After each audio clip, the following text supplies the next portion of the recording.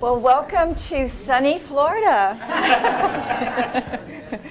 It's a little bit wet out there, and I know some of you got in very late last night from Japan, and I'm not sure.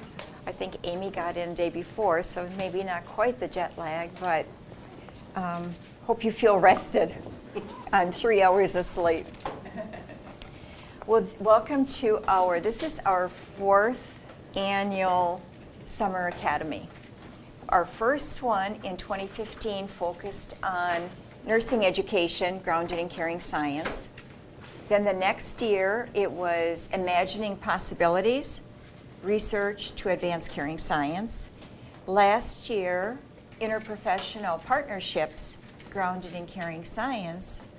And this year, caring humanoid robots. Is it possible? So, it's pretty cutting edge. I know that all of you may know, but just to remind us what the purpose of this institute is. And there really are three purposes. The first one is to provide global leadership for nursing education, research, and practice grounded in caring. To promote interdisciplinary partnerships to advance caring, and to advance the mission of the college. So we are here to advance our understanding and to come to understand how does our dialogue today inform us to advance caring science. And I say that because as I read all of the wonderful articles, or some of the wonderful articles, and the books, I found myself really engaged with robotics, and learning all these things. And I was thinking, I was going to a robotics conference. But it really is, and it is about advancing caring science using this technology, right? So just put my glasses on here. So the 4 questions that will guide our dialogue today are: how could caring science serve as the moral framework for creation of humanoid nurse robots? What knowledge of caring is essential to creating humanoid nurse robots? If robots have the ability to express emotions and to live caring, what will be the difference then between humans and humanoids? And how does the design and development of caring humanoid robots influence the advancement of caring science? So over the next 2.5 days, this is the dialogue that we will be engaged in. Savina, I know, sent out a lot of material, but some of it talked about the methodology. And I just want to briefly say something about that. Some of you have been at all of our academies, and some of you are new to this being your first one. So the academy, the intention is to be different from perhaps other conferences that you have attended where people gave presentations, and maybe you could ask a question. This is intended to be a reflective dialogue process. So there will be a little grounding by the evocateurs, but then it's the engagement of all of us on the ideas, the insights that you have that we will dialogue about. So there's not formal presentations, but just spontaneous, thoughtful dialogue. And our way of being in the next 2.5 days is grounded in the values of the dance of caring persons. And you see the dance when you come into the college, you see the dance on the floor, the circle. And the dance expresses the values of the importance of each person and the gifts that each of us brings to this dialogue, so that none of us is really the expert here, right? We're not. We all bring different knowledges and skills, but we all bring something very special. And so our way of being is to honor and celebrate that and to create space that we hear each other's voice. Let's see. Can't see without my glasses. I think so. It's only on to be captured back there, I think. So before we begin our dialogue, I just want to take a few minutes to thank those who worked so hard to make this possible and to make this so special. First of all, I want to thank Christine Lynn, because without Christine Lynn, who is our major benefactor, there would be no institute. So even though Christine isn't here, we forever are grateful to Christine for her commitment, love, passion for nursing and for this college.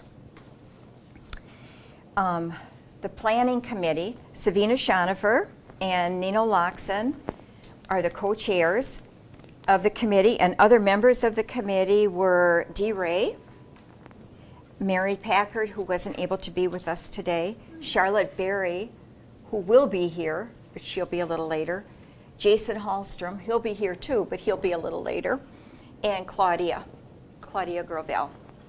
So thank you for your hard work and getting everything to us in such a timely way. I also want to thank the Marlene left, but Marlene and the College of Nursing and Kathleen Valentine, who is the Dean of the School of Nursing at Clemson University. She too will be here, for their generous gifts to bring to this particular academy in support of it. And Iota Xi, chapter of Sigma Theta Tau, who provided scholarships for a couple of students to attend. Marlene, I just thank you for your generosity. Where are they? Nancy, where are you, Nancy? Nancy Parent, Allison Heim, and Marguerite Purnell, who all worked very hard on everything. All the little hidden things, they did everything. So thank you very, very much for all that you do. And Johnny Singh and Craig, where'd Craig go? Oh, you switched places on me.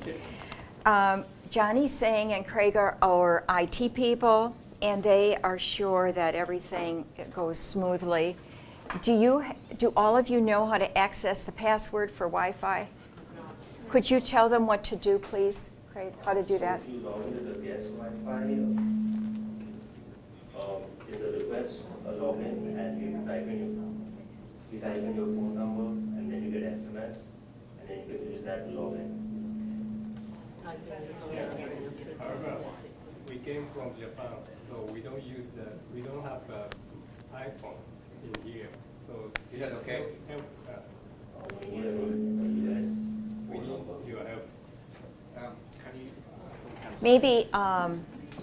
Maybe you could work with them to get so we can. Okay. Great. And that's right. Also, Amy.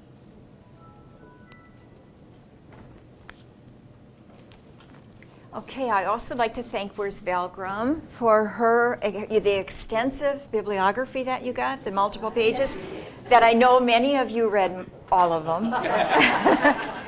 It's Valerie who did the research to put that all together, so thank you so much. Once the rain stops, I actually have a notebook that has all the abstract pages of all the different articles that many of you are interested in looking at them. And then if you want later, I can show you the Quicken database, how to get on there and download your articles. I know quite a few of you have. I saw the people that have signed in already, but if you need help with that, I'll be glad to help you.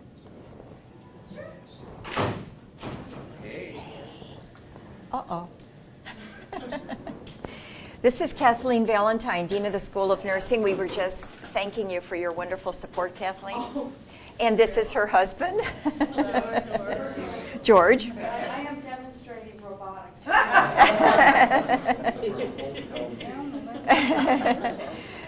Glad you're here. Are you in a good, if you want to come here, Kathleen, or if you're okay?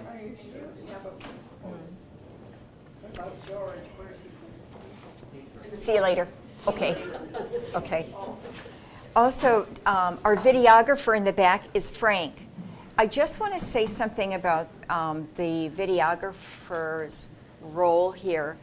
Every year, we have videotaped these academies, and they become part of the archives of caring, so that 100 years from now, someone can come back and say, oh my God, they were just beginning to talk about that, right? And look what's happening today. So in your folder, there is a release form just to sign to give us permission to videotape, and it's very general. We've always done that. We may use some clips of this dialogue to put on YouTube, just clips, just to stimulate the thinking of colleagues out there. So I just want to put that out there. Does anybody have any questions about that?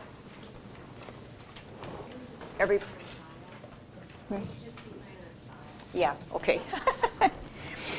Yeah, okay, thank you. No. No. Beth is downstairs. Beth is going to be hosting us this evening for a lovely, warm, sunny evening at her home on the beach. She's hoping the sun comes out, but she'll tell us more about that pretty soon. And now I would like to invite Savina to come up and introduce our artist in residence, Vasti Jackson, and to say a little bit about the artist in residence role. And then Dee and Nina will start.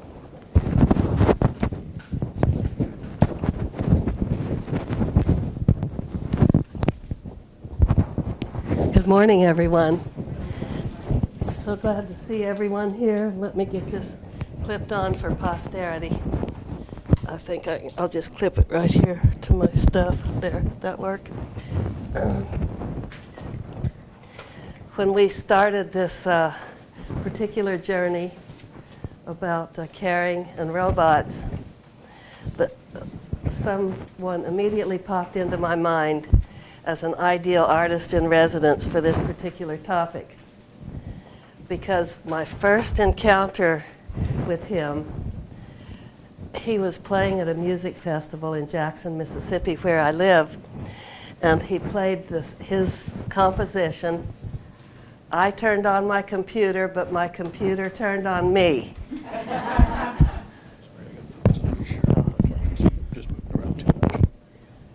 And so I thought he would definitely have the ability to absorb the technological content and infuse it with the caring purpose that would inspire us all.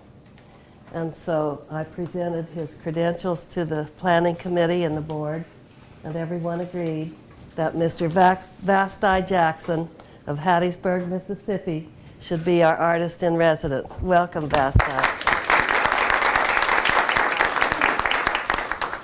If you look on the website for this meeting, you'll see an artist in residence page, and that has Vasti's website and I think Facebook page and possibly contact information. So as you get to know Vasti, you'll want to follow up and become acquainted with some of his vast accomplishments, which it would take the rest of the day to tell.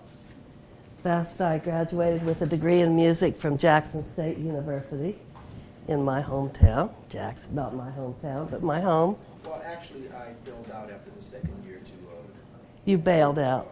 professional musicians. A lot of us bailed out, and some of us returned. So we're very happy to have Vasti Jackson with us, and please take the opportunity to get to know Vasti. He's one of us. Thank you. And now, I think without further ado, we'll turn this meeting over to Dee and Nino. And I think we all have credentials and degrees and blah, blah, blah. So I think we'll be Savina, Dee, and Nino. And Tetsuya and Yuko. Oh, before we do that, we've got to do something else. How much time do we have? Well, we have 45 minutes. Forgot about this, very important. We're going to invite everyone to please introduce yourself and to tell us where you're from and share briefly what your personal quest for this next 2.5 days and beyond is. And then when we know everyone's personal quest, personal interest, we can help participate in building that. So, Tetsuya, Let me know the quest. search, journey, Journey, thank you. your personal journey. In other words, what do you want to get out of being here? And what do you want to give? Thank you. What do you want to give and what do you want to get out of it?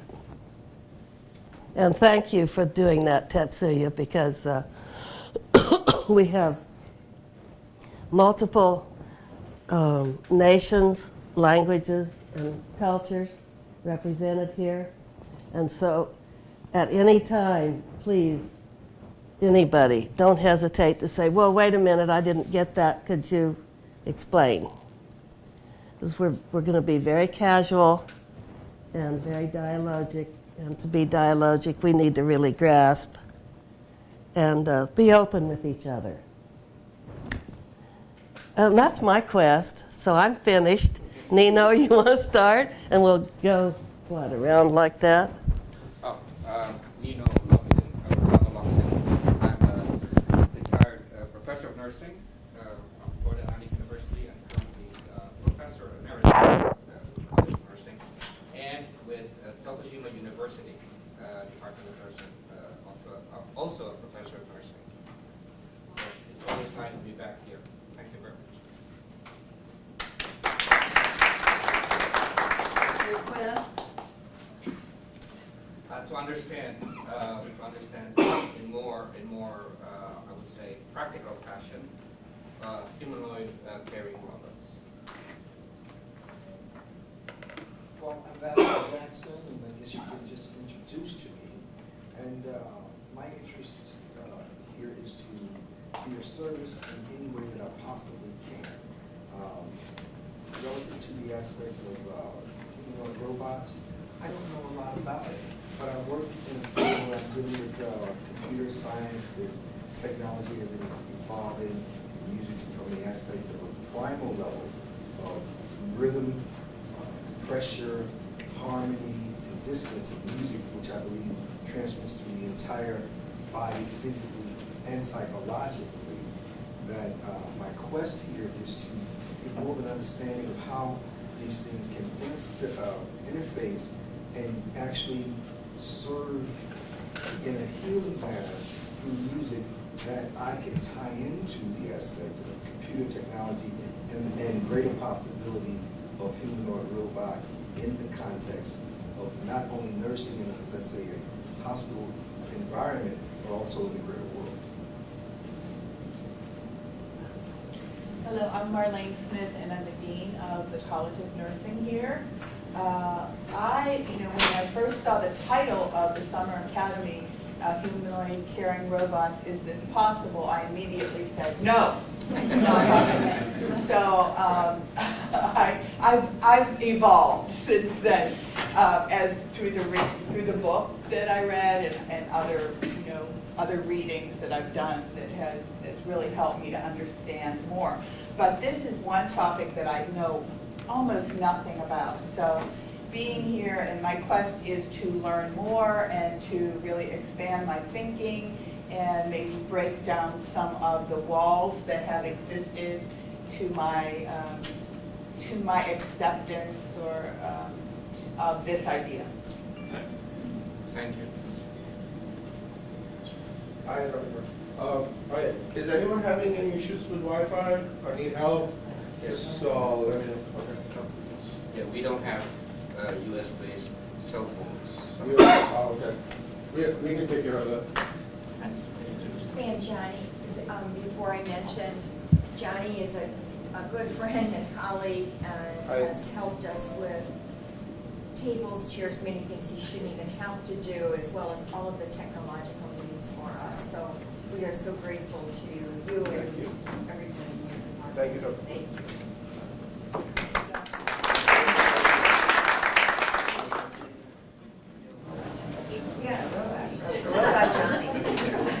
Yeah.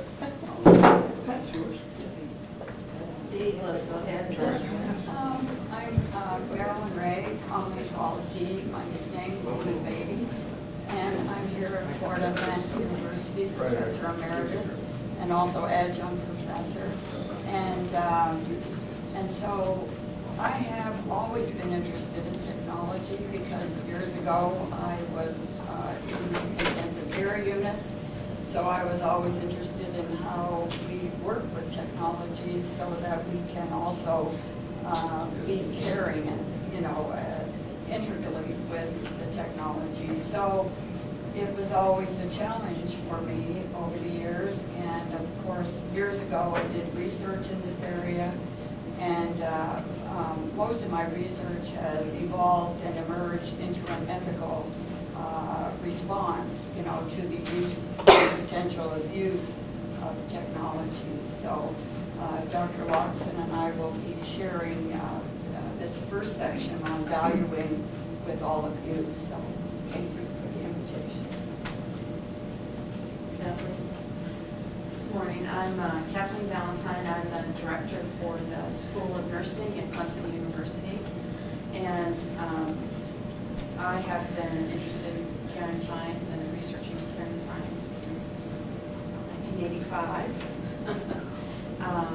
And I'm interested in, thank you so very much for this beautiful book, because like Marlene, this is not an area that I've been immersed, and I think it's so important, and you've presented it so beautifully, and I think challenged us to lead humanoid robotics as we advance human caring, and if not us, who? And so I'm really delighted to be here, and I am particularly intrigued with being here as we're opening a new center for the expansion of the School of Nursing for Clemson. And we will have the largest simulation center, we think, in the country. And so for interprofessional collaboration. So I want to be able to move these concepts and what we evolve our thinking into our work there. So thank you very much. I'm Gail Peach. I'm from Toronto, Canada, and I am CEO of a not-for-profit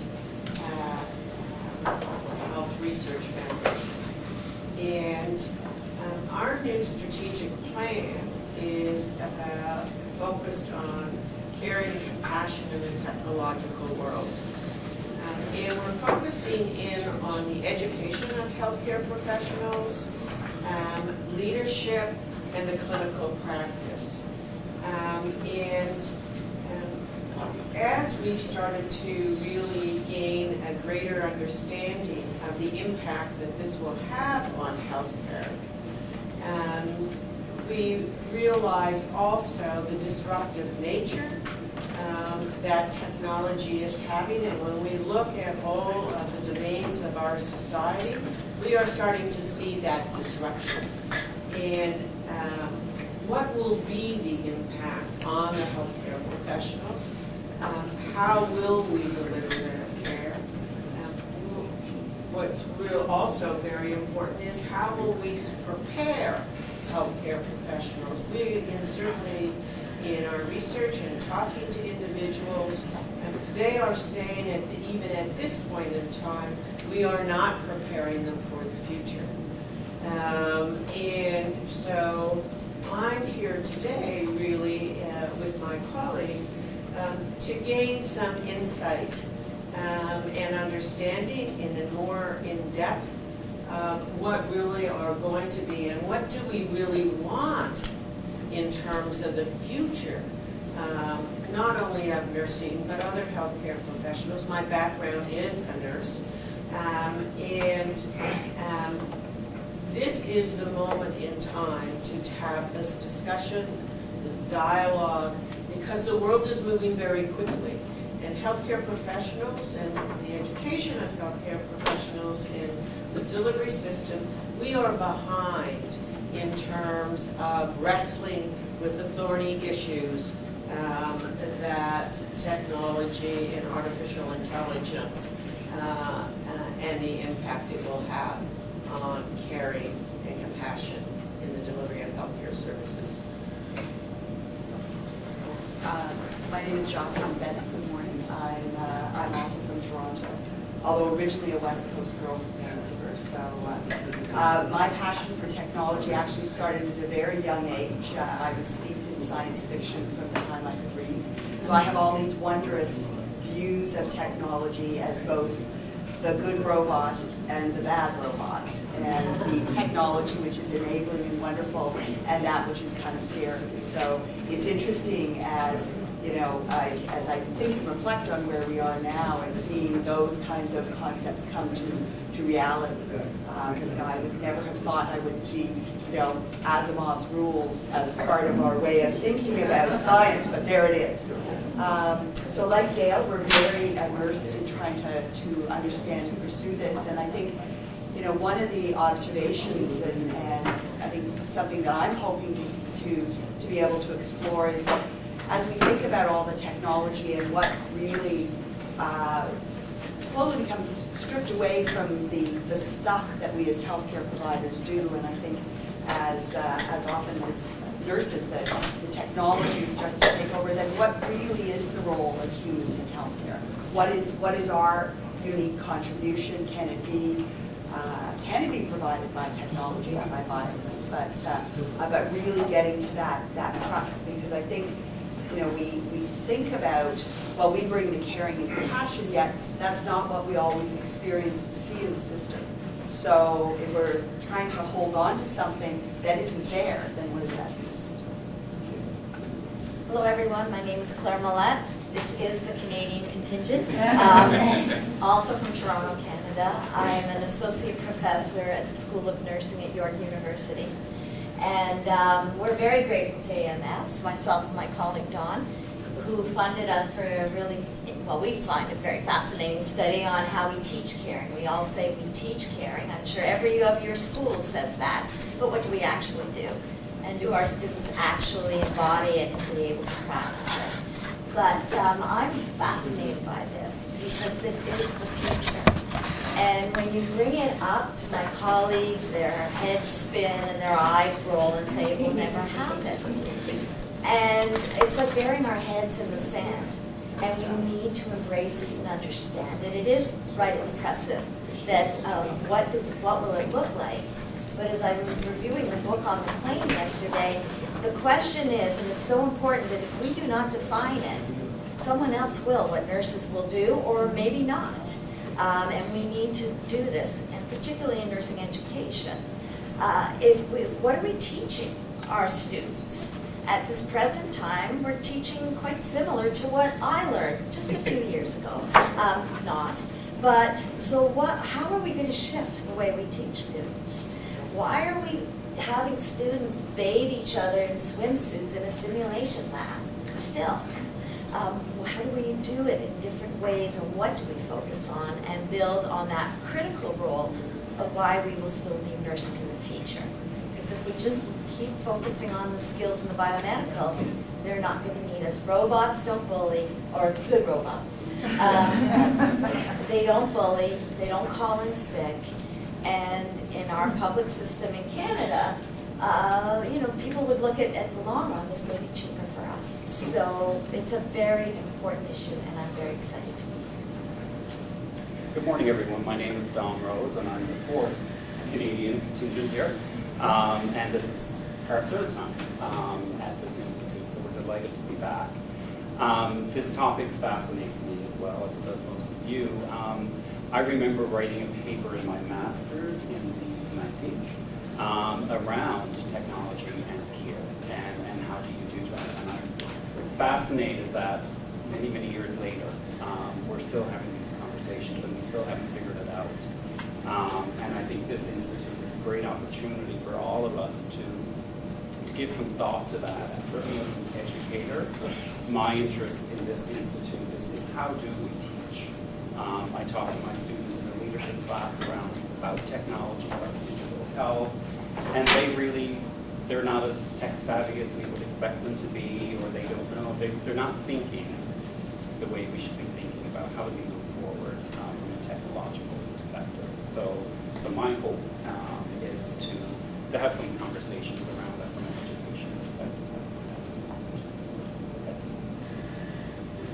I'm Claudia Grobel. I'm from Rochester, Michigan. This is my fourth exam.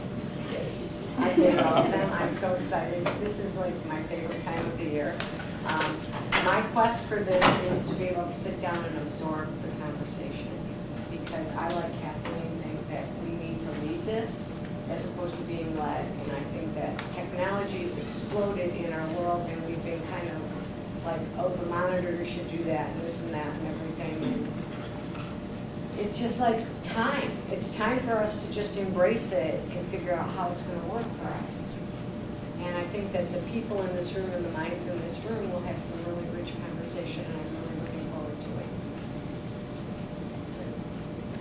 I'm Linda Foley-Toulard. I'm also from Oakland University in Rochester, Michigan. And like Claudia and Kathleen, you mentioned something about simulation. We have a simulation lab. I teach in the Accelerated Nursing Department or program. And we would have a simulation for a cardiac patient without the computer, and the students were all over the patient, caring about the patient. And then we brought in a laptop cardiac simulation. We brought in a laptop where they had to do some bedside. Electronic health record. And all of the attention went from the patient, and they were gathered around that computer, not even looking at the patient. So teaching in that fundamentals class, though we embrace technology and that's moving forward, we can't let that rule, that caring and that passion. We have to tie them together. So I'm here just to listen and learn. Thank you. Hi, good morning, everyone. I'm Amy Van Weinsberg. I'm originally from Canada, but right now I live and work in the Netherlands at the Technical University of Delft. I am an assistant professor in ethics and technology, and my focus is robot ethics. And but I also am balancing or wearing multiple hats, if you will. I'm co-founder of the Foundation for Responsible Robotics. And this is a not-for-profit organization in the Netherlands where we're trying to bring all of the wonderful academic work that is happening to industry, to NGOs, to the United Nations, to the European Parliament.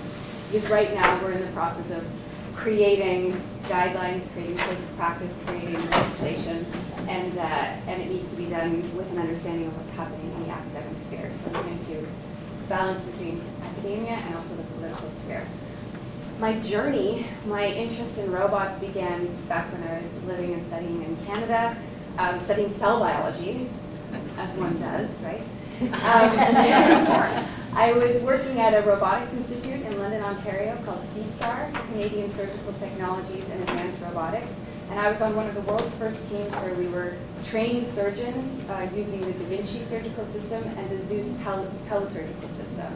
We were also testing how far we could push the surgeon's performance. So we were trying to introduce a delay as well as a variation in the delay and see what happened to their performance. Of course, not using human subjects doing this. Sometimes animal models and dry lab experiences. And really, I was doing this for about 4 years, and I started to talk to the surgeons who were leading work, and I said, you know, what are the patients thinking when you're bringing this robot into the surgical suite, and how do the surgeons feel when they're performing on this large piece of apparatus? And nobody was asking those questions at the time. So they said, all right, go and do some work on this, and then come back to us, and you know, we'll keep the dialogue going. So then I moved to Europe, and I didn't go back. And this is really when my interest in robot ethics began. How do we address these questions? How do we understand the meaning of this technology into the healthcare sphere? So you were talking about someone else defining, you know, what care actually meant, and that was something that really struck me because I also spent a lot of time working with the computer scientists, the designers, and the engineers, and they are defining care. And they don't, I mean, no offense, but they don't have the same tacit knowledge, expertise, So my mission has been to try and bring care into the design space. And so that's what my work on care-centered value-sensitive design has really been about, trying to translate it into something that's easy for them to grasp and then to do something with. Now my mission for this, for the next couple of days, my mission for the next couple of days is I'm trying to focus on the aspect of touch now, because the majority of robots that we were traditionally using were service robots, robots for delivering sheets and medication through the hospital. There wasn't too much touch involved. And if there was touch, it was more of turn on buttons to indicate where to go. But now I'm really looking at, we have robots that are used as sleeping aids. You hug a robot to fall asleep. We have sex robots for therapeutic purposes. We have a variety of robots that are going to be very intimate with us, that we will be touching, and I'd like to explore the ethical significance of this and how to bring this to the designers. So I've started interviewing designers of these kinds of robots, wearable robotics as well, to get, what does touch mean to them, and how is this translated into the actual robot that they're making. So I'd like to learn more about care, the role of touch in care, and how can I bring this to the engineers and designers. Wow. So my name is Armel, and I'm a PhD student here, and also an instructor of the College of Nursing. So my journey here is to absorb everything I can to learn more about robotic nursing robots. The idea is quite have to sink in both the role of technology. I love technology for older adults and something like that. So I'm interested with those. But bringing robots into the caring nursing have to embrace and understand more. So I'm here to absorb and learn as much as I can. So. I'm Ann Boykin, and I am here also to learn. But I guess what I'd like to do is to express my hope. Earlier I mentioned that one of the goals of the Institute is to provide global leadership in the advancement of caring science. And so, I have goosebumps right now, because I'm hopeful that at the end of this 2.5 days, we will come up with a strategic plan and actions on how we can continue to provide leadership for nursing, for the involvement of these robots in the future, whether it's policy or whatever roles we should be taking, that we really are thinking in that way, so that as these unfold quickly, we have had our voice heard and that we are committed to making a difference. So I'm very, very excited about this dialogue. My name is Yuan Zhao. Please call me Ren. I'm an author of this book, Chapter 9. Professor Tanioka. I am from the Aichi Prefecture in Japan. Aichi Prefecture is a guest star of the Toyota Group Empire. So I am a psychiatrist at the university, and I always usually see the patient with schizophrenia and depression and dementia. I was born an overseas Chinese in Japan, and one of my grandparents was a Chinese soldier captured in China and forced in the Japanese coal mine. But he secured and survived the World War II, so he raised our grandsons. So my grandparents and my parents are around a Chinese restaurant, but I study and also the medical stuff. So my quest is be a good man, practice a good thing. So my grandmother was a very, very kind Buddhist.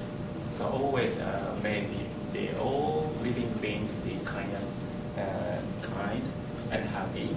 So I always think the grandmother says, and to practice and sing. Thank you very much.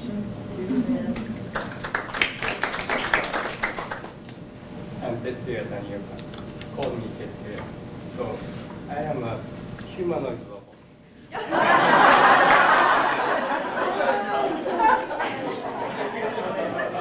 And my real Tetsuya Tanioka is sleeping in Japan.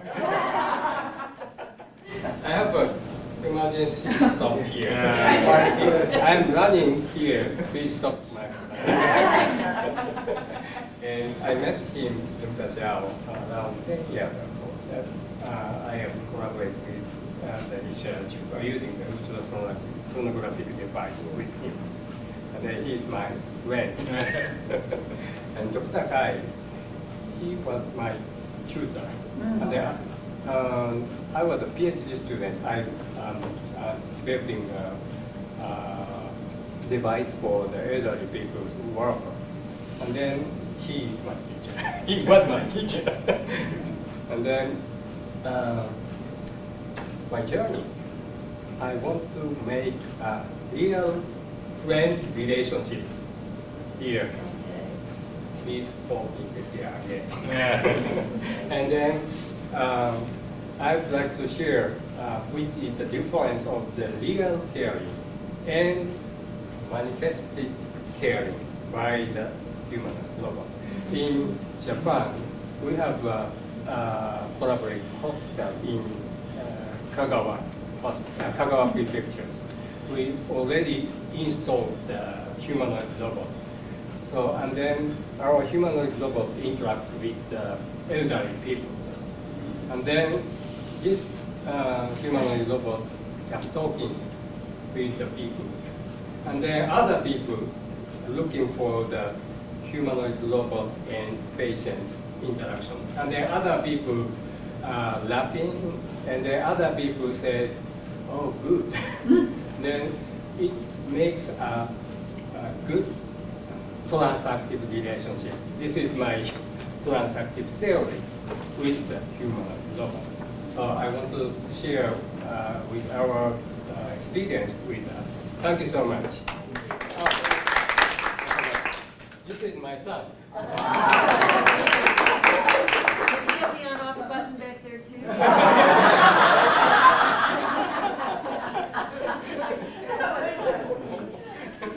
Tetsuya, just thank you again for your leadership on wonderful work. Thank you so much.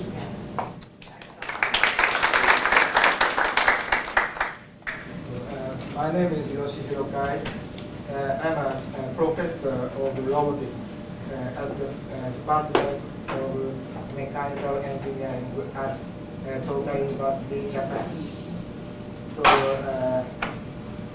I am the chapter 5 author. Yeah. So I am not a nurse, and I am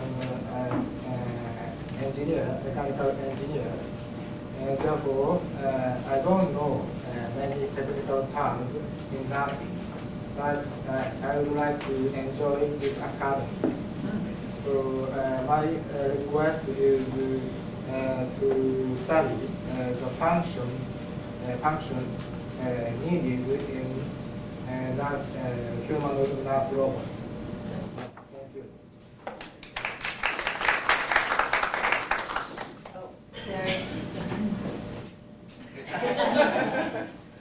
My name is Terry Tooley. I'm a professor emeritus here at FAU, and on the board of the ABI, and privileged to be both of those things.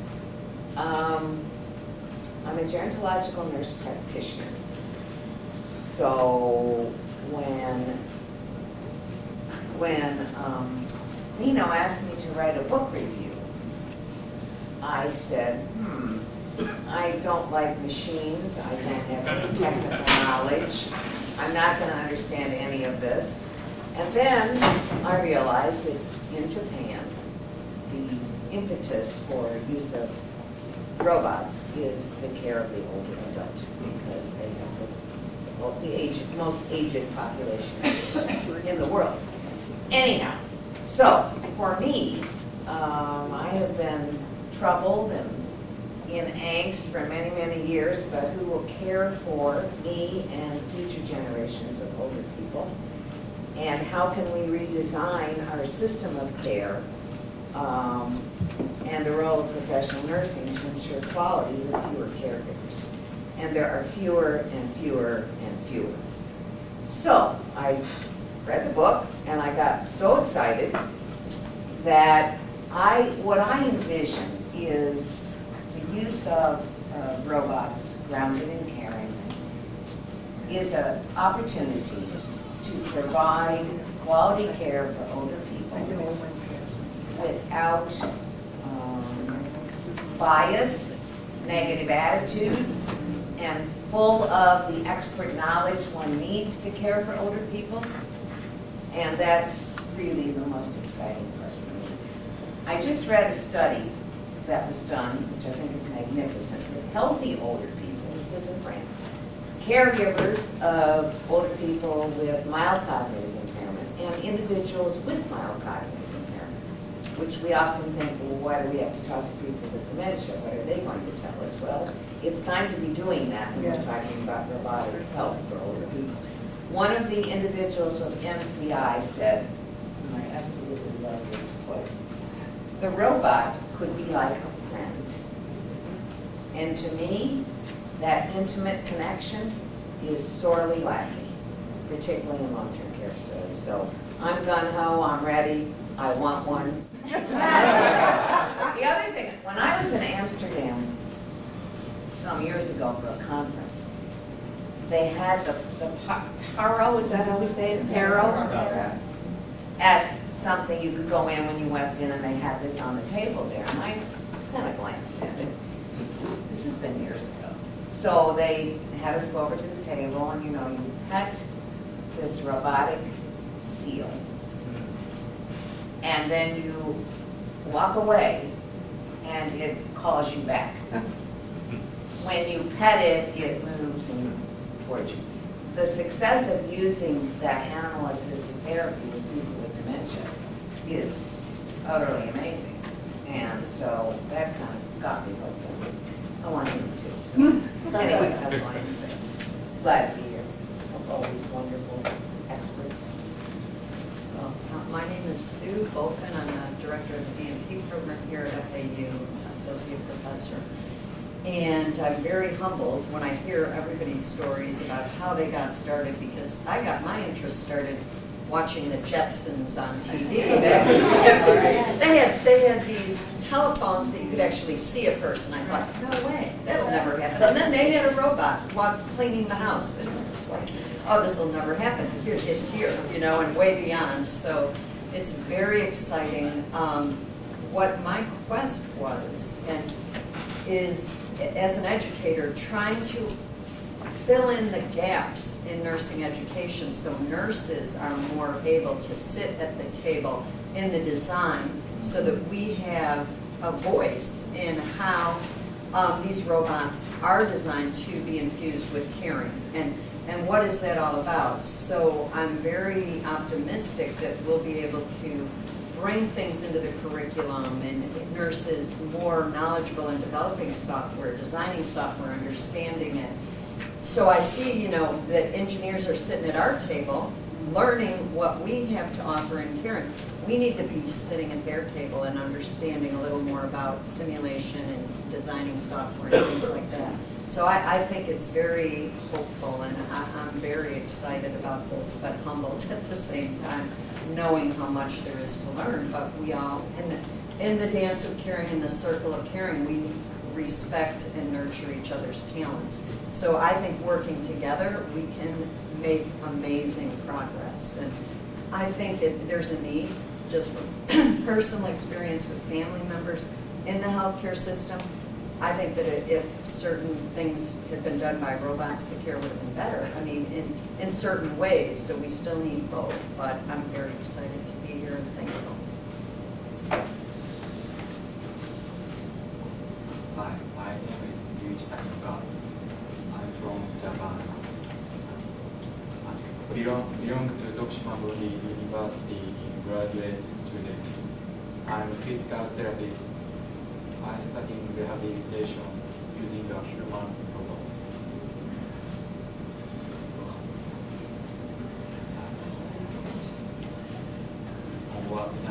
意見を聞かせていただいて参考にして今後の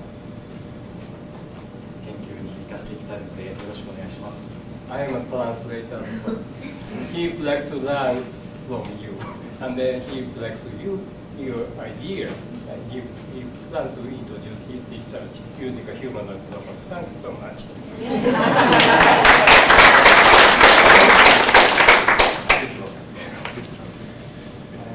Good morning, everyone. My name is Hirokazu Ito, Tokushima University. I am an assistant professor in Tokushima University, Japan. I am same as Dr. Roxin's department. So I also one of the author of this book, chapter 12.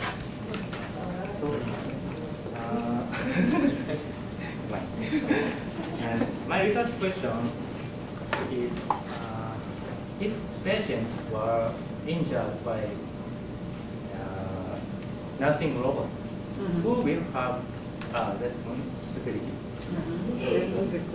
Medical doctor, hospital, healthcare provider, or others. So this is the first time to attending this seminar. So I would like to do this question one more. Thank you.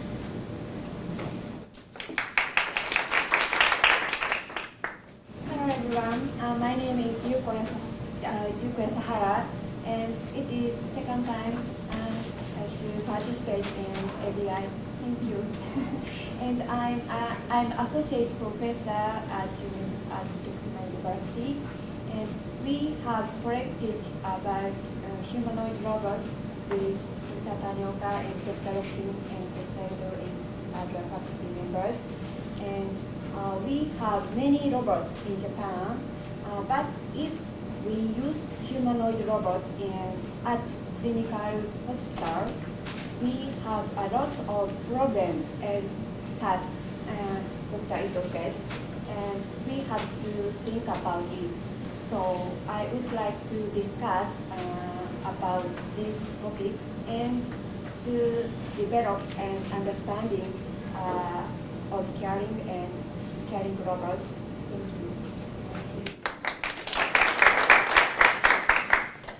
Hello, good morning everyone. I am Vandana Nepali.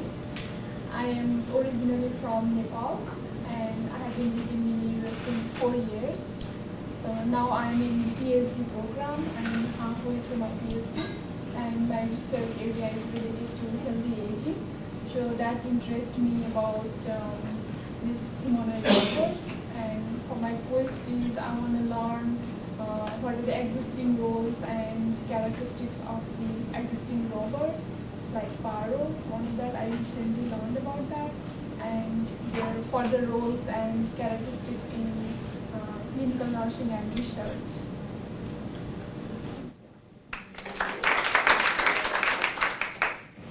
My name is Kathleen Capital, and I'm also a PhD student here. Adina and I have the same interests of healthy aging. We've taken many classes together. And I also am faculty at South Florida State College, about 2.5 hours away from here. This is my fourth Boykin Institute. I'm going to come to all of them. It's just so dear to my heart.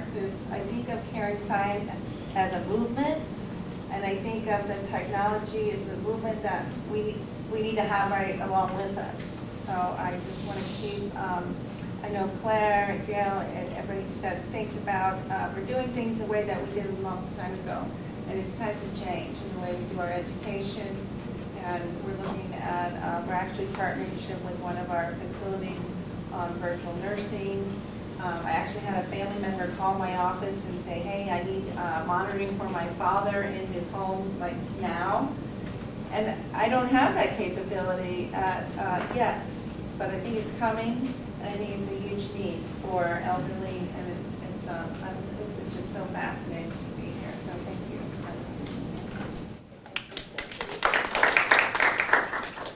Good morning, everyone. My name is Val Grummy. First of all, I want to thank Dee for inviting me to become involved in this whole process early on here. It's been a very interesting journey. I've always been very interested in technology in clinical practice. My background is ICU, so I see a lot of patients living with technology, living with pacemakers, artificial defibrillators, ventricular assist devices, either permanently or as a bridge to heart transplant, insulin pumps. All of this technology now helps us live our human lives. And one of the things I found doing the research for this academy was that, as our Canadian colleagues said, there are a lot of disciplines that are talking about defining caring, not nurses. They're defining who caring is, and we definitely need to be involved in that process. Vast amount of literature on robotics and healthcare in the scholarly literature, but very little from nursing, and that's something I think that our esteemed colleagues from Japan and other areas, Dr. Weinsberg, has been really working on. And my goal is to learn more how robotics can augment and supplement nursing care, not replace nursing care. And that is the danger, as you said, if certain countries and organizations find, well, it's cheaper to have a robot care for somebody than it is a real person. That's scary, okay? And we really need to have that nursing, caring touch involved in the care of our patients, because if we don't have that, what type of society are we going to be that we're going to depend on machines solely to provide care rather than an actual living, caring nurse that can do that? So I find it very, very interesting to see how this whole process of humanoid robots is evolving. And can they replace nurses? Absolutely not. Can they perform some nursing tasks or function? Absolutely. Under the supervision and the caring practice of a nurse to do that. And Dr. Fentani, I think your work on touch, what I found, and you'll see in my bibliography, I have a whole section on touch because that fascinated me.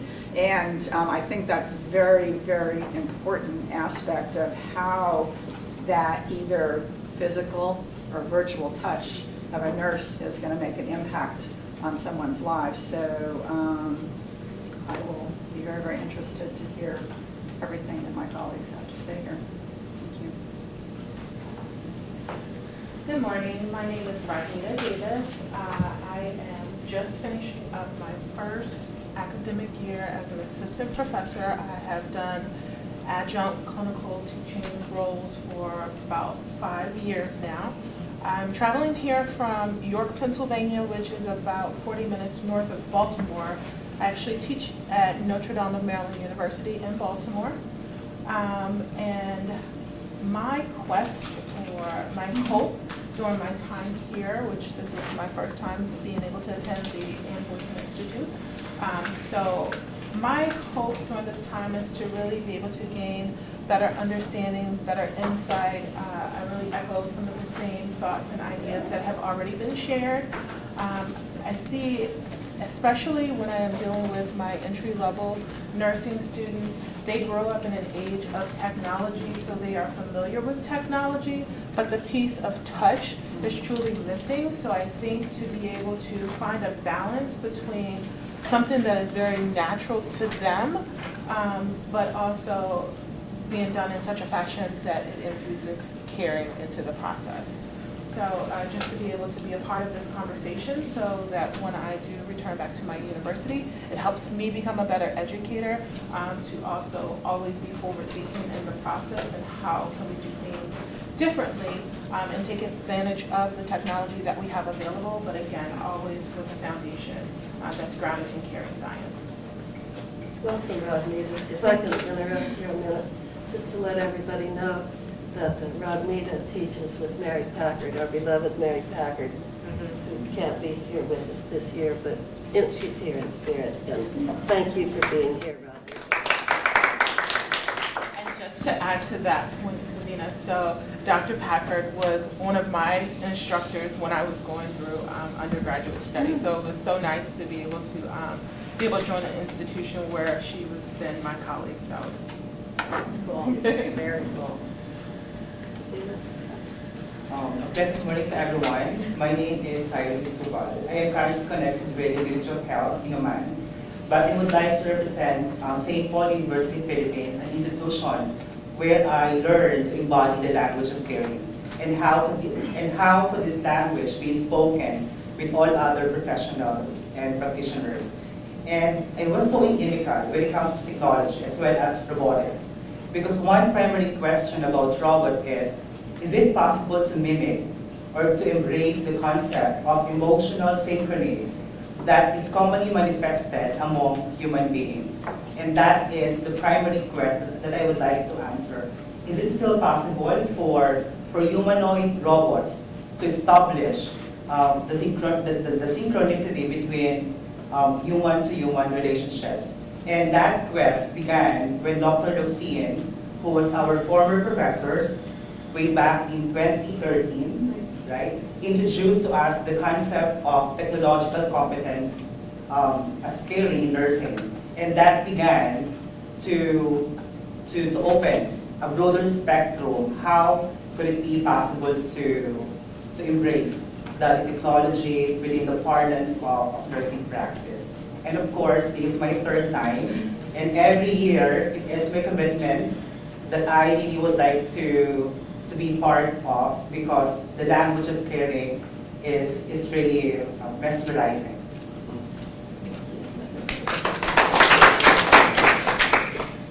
So good morning, everyone. I'm also from Oman. And actually, Dr. Luxu was in Oman last February, and he discussed something about this robotics nursing. And you know that Oman is in Middle East, so there were a lot of questions, queries regarding how could it be possible that robots would replace people in caring. So my journey here is to understand how possible it is, not only in the physical aspect, but multidimensionally. The political aspect of that, the ethical, the social, all of these things. So it would be better, I could better share it and help other students, especially our students, to embrace also how is this possible, knowing that it is coming. So I'm very excited to meet all of you, and I'm sure I will have a very good experience.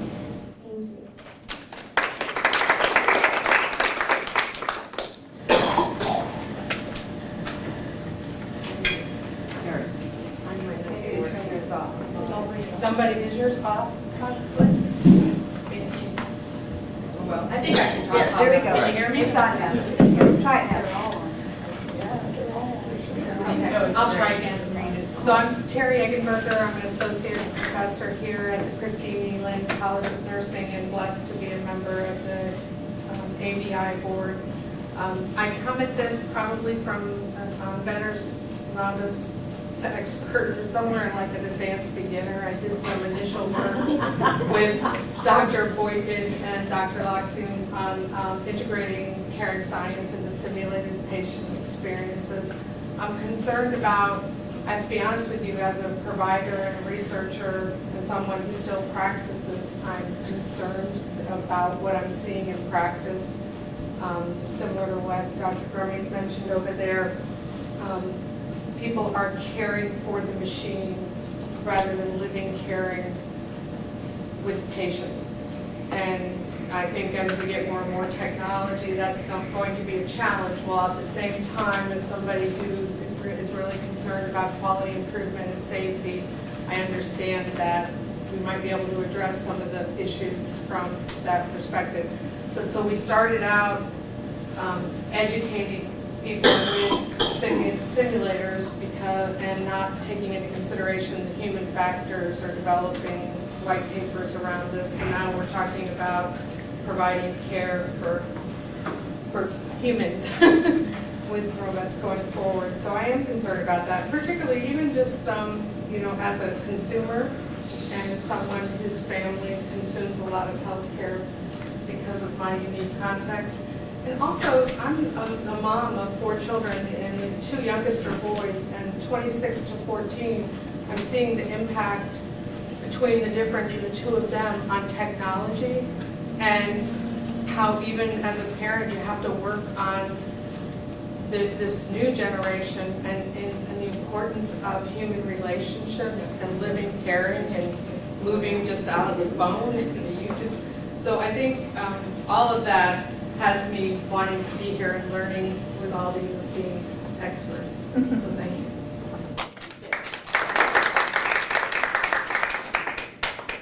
My name is Willa Fuller, and I'm the Executive Director of the Florida Nurses Association. And I will begin my talk by saying I am a former humanoid robot. And I was sort of changed by my patients. So I think I would be kind of a good example because I went about my work thinking I'm caring, I am, but for me it was the technology. I'm an Asimov fan since I was a child, and I was like doing it, I was saving their lives. And then one day I got a letter from a patient that said, my nurse was very competent, I felt very safe, but I don't think she knew I was in the room. And it completely changed my practice. And I had to learn to touch people. I didn't come from that kind of family. We loved each other to death, but we didn't hug, we didn't do that stuff. So I didn't understand that people needed that. So I find this whole robot concept very interesting. My reason for being here is as the executive director of the association, I feel like my role is to make sure nurses are really knowledgeable, that they are engaged with this, that they understand that they should be a part of the decision making, that they should be helping to design these things. And so I want to learn more about it so I can feel like, I won't be an expert, but I'll be, at least knowledgeable about it. And I've always been involved in technology. I raised a human robot. He actually has his circuitry tattooed on his arm, but he's a very caring person. And so I'm really interested just to learn more about it so I can pass on knowledge to our nurses.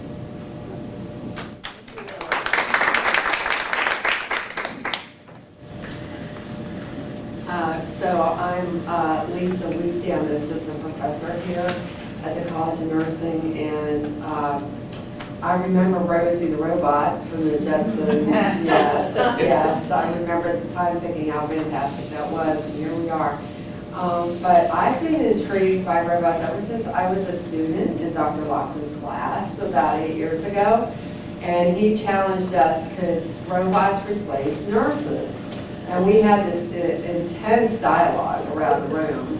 And I'm not sure we ever answered that, but he was such he teaches us Socratic method, and it was fabulous. And I would like to be able to do that with my students. I teach the foundational caring course here, along with Dr. France, and I would really like to learn more so that I could dialogue with my students a little bit like Dr. Loxley did with us, because it really expanded my whole view of caring persons and caring for persons. So, and the second thing is I do research with a lot of people who live alone out in rural areas, and I've been fascinated by Paro ever since Dr. Lawson introduced that to us in class, and I would love to be able to do research to show, to interject that into those populations. A lot of them are very low health literacy and depressed, and I'd really like to be able to follow up some research on the effectiveness of those animals.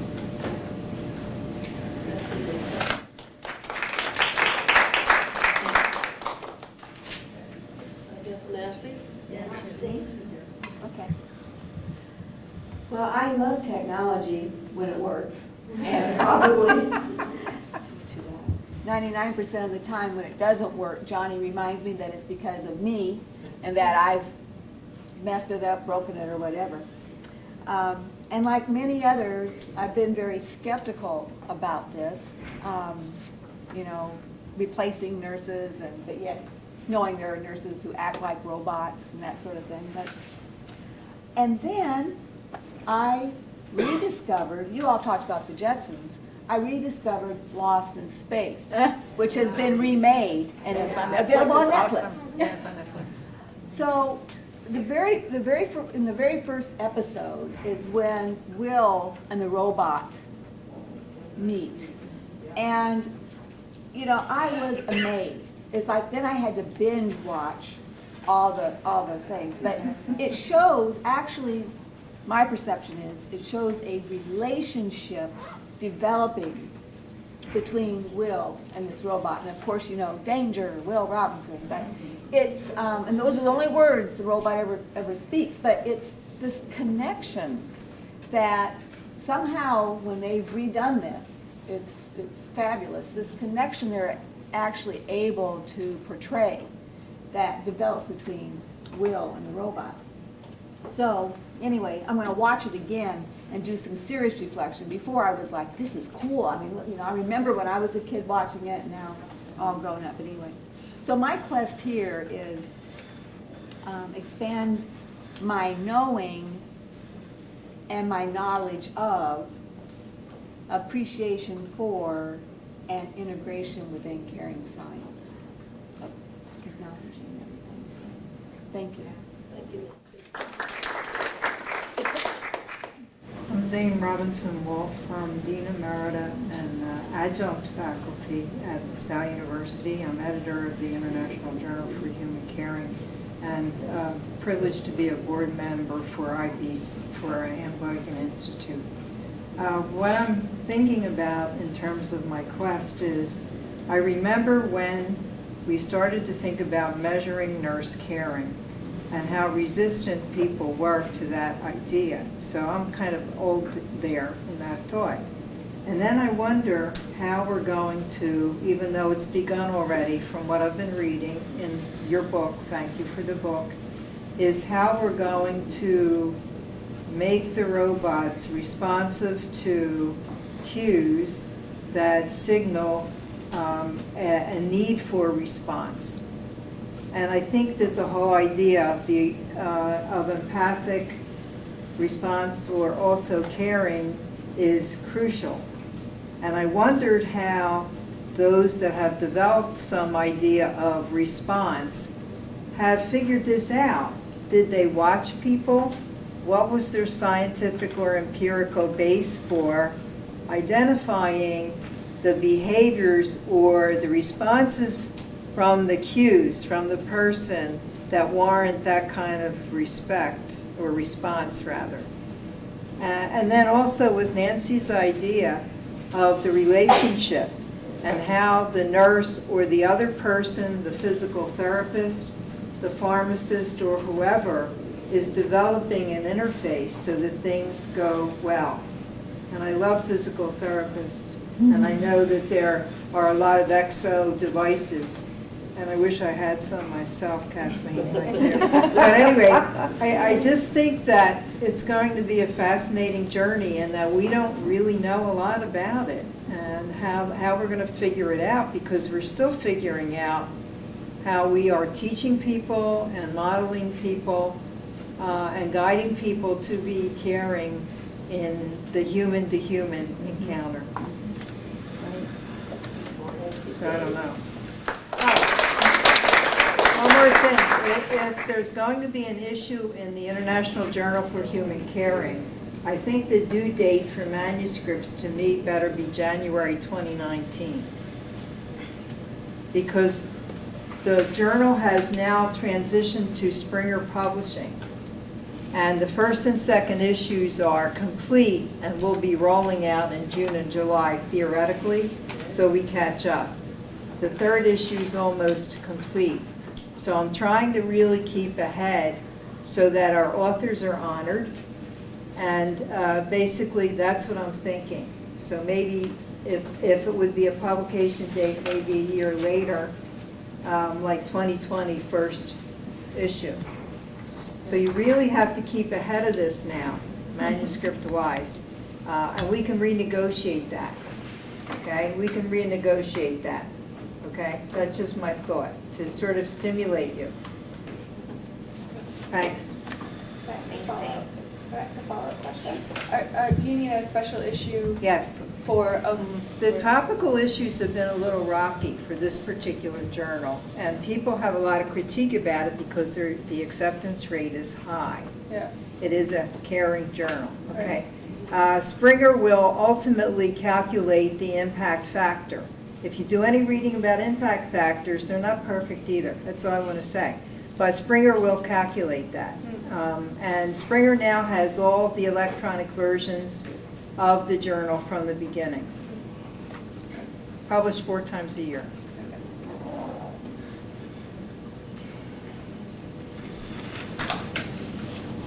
I'm sorry, Zane, so tell me, so as far as our issue, You based just on this- decide on when, and then we'll back up the due date. Okay, so we'll talk about Yeah, that. I just wanted to Yeah. put it out. Okay. That'll be part of our strategic planning. Okay, Sabina. We're a little bit behind, so I think if it's okay with you, we'll just go ahead and have Dee and Nino begin. And if you need a break, the bathrooms are right outside this door around the corner. And actually, I do have a little snack, I think, downstairs. Marlene, would it be okay if I bring them up? And we could just. You want me to go do it? No, I'll check on it. I'll help her. Okay. So we could just have, and then so Dee and Nino, if you'd like to.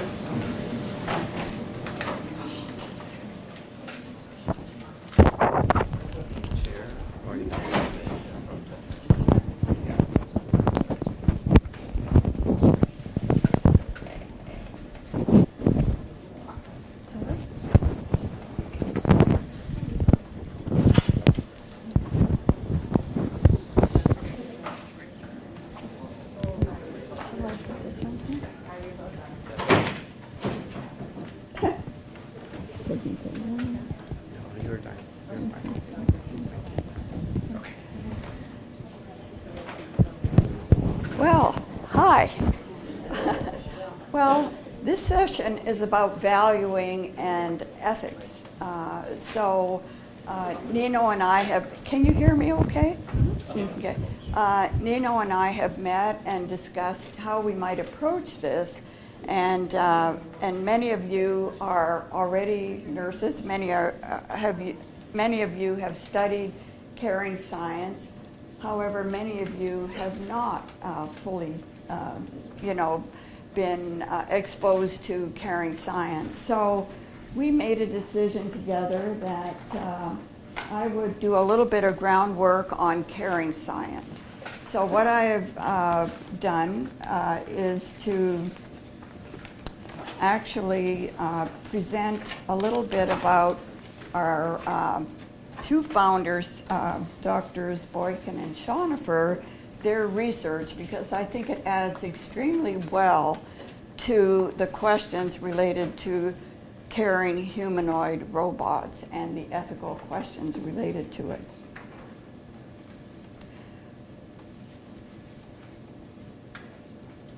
So I'm just going to say caring science, we're looking at caring science as the foundation for design and use of caring humanoid robots. So we recognize that caring is a philosophical, theoretical, practical, and ethical foundation of nursing. Dr. Sister Simone Roach, one of our key philosophers of nursing and caring science, said that caring is the human mode of being, a moral enterprise involving duties and responsibilities. Dr. Watson, another leading caring scientist, says that her first Caritas process is loving kindness. For myself, I've studied caring from the beginning of the movement in 1978 and wrote a philosophy of caring about the essential nature of nursing as love and co-presence as the essential nature of caring and nursing. I've also expanded that perspective in terms of culture and looked at caring as transcultural, the relationship between compassion and justice in terms of what ought to be done within the dynamics of diverse cultures and technological and economic societies. Doctors Boykin and Schoenhofer, their fundamental philosophy and philosophical foundation states, all persons are caring by virtue of their humanness. Caring is lived uniquely, moment to moment. Personhood, or the living of caring, is enhanced through participation in nurturing relationships with others. Persons are at all times whole. Dr. Simone Roach, the late Dr. Simone Roach, also a Canadian, developed the 6 C's of caring for the professionalization of caring in nursing, nursing education, nursing administration, nursing practice. She states the first concept is conscience or moral awareness. So caring is moral awareness. The second, commitment, the concept of devotion to self and others in relationship. Compassion, in essence, becoming the other, feeling the other. Confidence, trust in self and other. Competence, nursing and caring knowledge and skill. And comportment, the symbolic factors related to dress, language, and demeanor. Boykin and Schoenhofer's structure of caring is value-based and is a process and a unifying framework for transforming nursing and healthcare systems so that the culture of caring permeates all aspects of nursing and systems. One of the models of the Boykin and Schoenhofer philosophy is the dance of caring persons. And many of you may have seen the image of the dance when you came into the foyer here at Florida Atlantic University.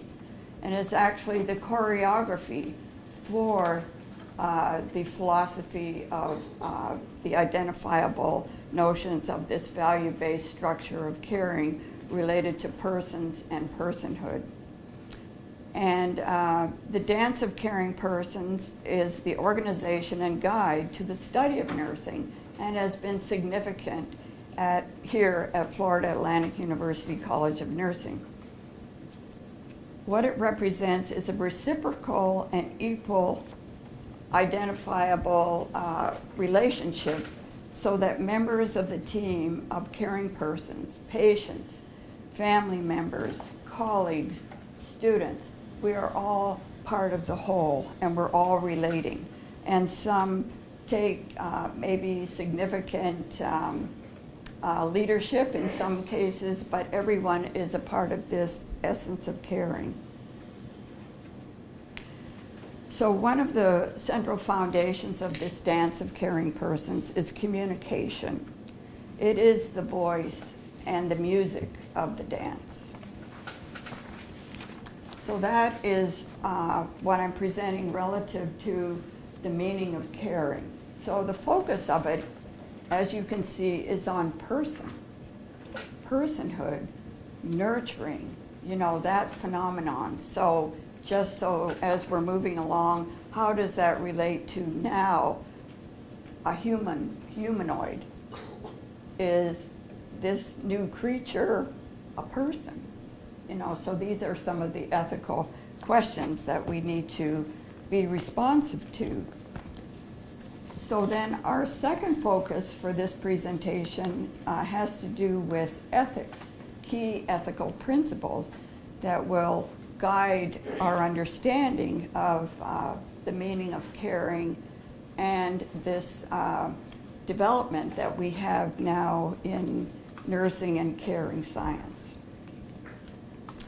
So the ethical and moral dimensions of care and caring, generally, at least in Western culture, relate to principle-based ethics and relational ethics of the meaning of the lived world of experience, or those ideas that are associated with nursing ethics.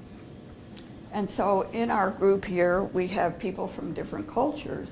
So certainly we can address, you know, some of the other key ethical foundations, for example, in Buddhism and Confucianism, which have to do with a focus on mindfulness and ideas that relate to the mind, and also kindness. And we also have people who are from the Middle East, where we are focusing also on Islamic culture. And one of the central foci of Islamic culture is inshallah, in God's will. Everything relates to God's will. So I'm moving back now to Western cultural ethics. And we certainly have one of the central philosophers of ethics in Western culture is Kant. So this one is the integral respect for person, respect for human dignity. All principles emerge from this principle.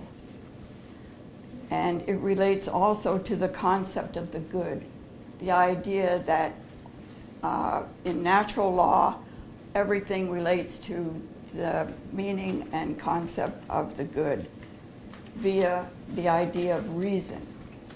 And then we also have in Western culture and other cultures, divine law, which is revealed, which is a concept of revelation. So I'll turn now just to biomedical ethics. We have three main notions that relate to the notion of the good. The first one, beneficence, to do good for patients and others. Non-malfeasance, to do no harm, which is the central ethical perspective related to medicine, isn't it? And then justice, to be fair in ways of judging by way of reasoned arguments among feasible alternatives. And anyone who sat on an ethics committee recognizes that this is what we have to work through. And then the other concept in biomedical ethics, and especially in Western culture, has to do with autonomy, choice, choice making, to allow choice, to have freedom of choice, choosing for oneself, creating one's moral position, and accepting responsibility for one's moral views. And this is very important, I think, within the context of caring humanoid robots, because will patients have a choice? Will people have a choice? You know, within, if we're looking at some of the fundamental ethical foundations of Western culture. So just to wrap this up so we can have a little bit of a dialogue about this. First of all, one of the questions that comes up that Dr. Loxton and I spoke about, especially about the dance of the caring persons, where we have this group of persons who are relational with each other, which has to do with communication. Can a robot communicate? How does a robot communicate? Why does a robot communicate? What does a robot communicate? When does a robot communicate? And where does a robot communicate? So do those questions draw us to a new ethic of caring? And so that is the final question I'm asking. Do we need a new ethic of caring? Or can the foundational ethics that have been throughout history and identified mostly maybe within the Kantian Mill perspective in Western ethics, do they still hold this notion of the good? What is the meaning of the good? And so I'd like to point out Amy's has identified ethical principles as well, and her ethical principles are attentiveness, responsibility, competence, and reciprocity.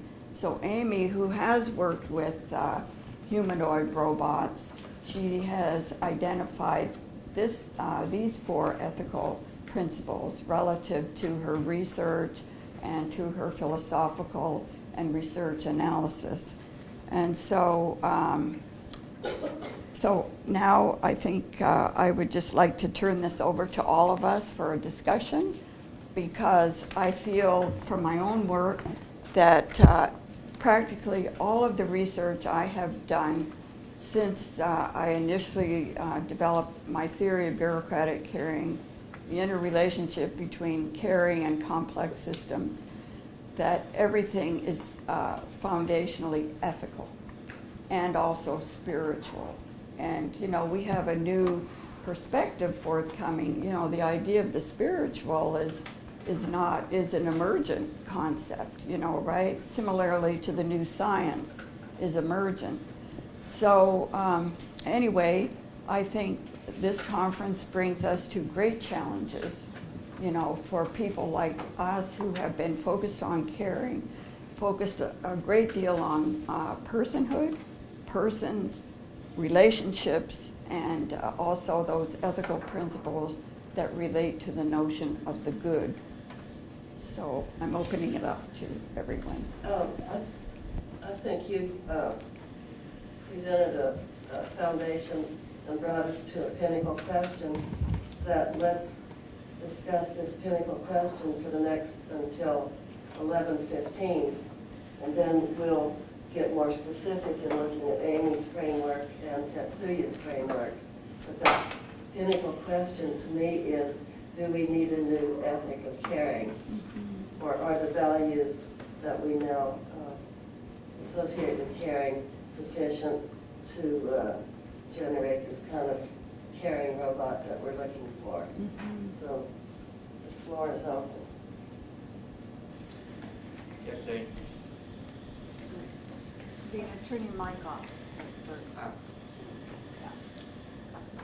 I just was wondering about the origin and basically human dignity, and if that is such a Western ethical principle. Because I think attentiveness is a response to that ethical principle, like being attentive to somebody to respect them is kind of there. So I think I was thinking then about being too limited in my thought, to get back to what Sabina said, because maybe there are other ethical principles I just don't know about, and because I'm obsessed about Western ethical principles, especially related to research, I guess, and caring more than anything else. So I think I'm naive, maybe, in thinking about this, but to me, human dignity is most important. To go back to the book, one of the things that I was worried about was the idea of toileting, and how there is a robot to facilitate toileting. But what would happen if there were incontinence? And how is the patient treated with something that doesn't neatly fit into a robot, into the excreta goes into the sewage system? So I was kind of worried about that.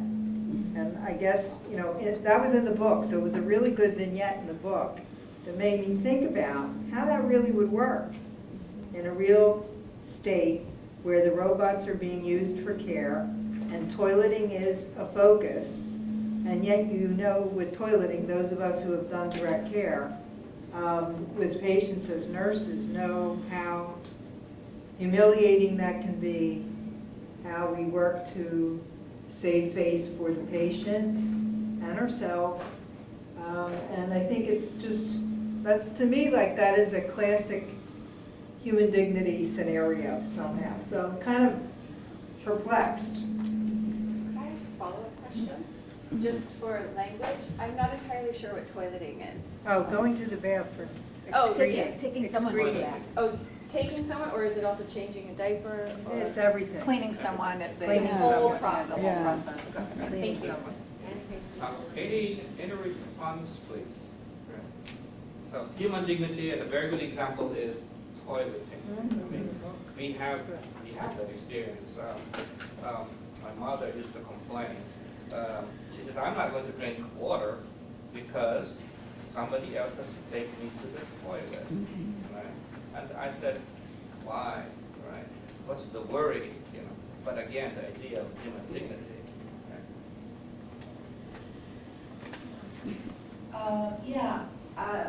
I think we have some ethical principles that you identified, and I wanted to add that whole area of caring ethics, like for example, Nodding's work in caring-based ethics, which is kind of gives us more than this, in that she really helps us to think about, it's almost a little bit like the golden rule. I mean, really an ethic that relates to putting yourself in the person's shoes. Yeah.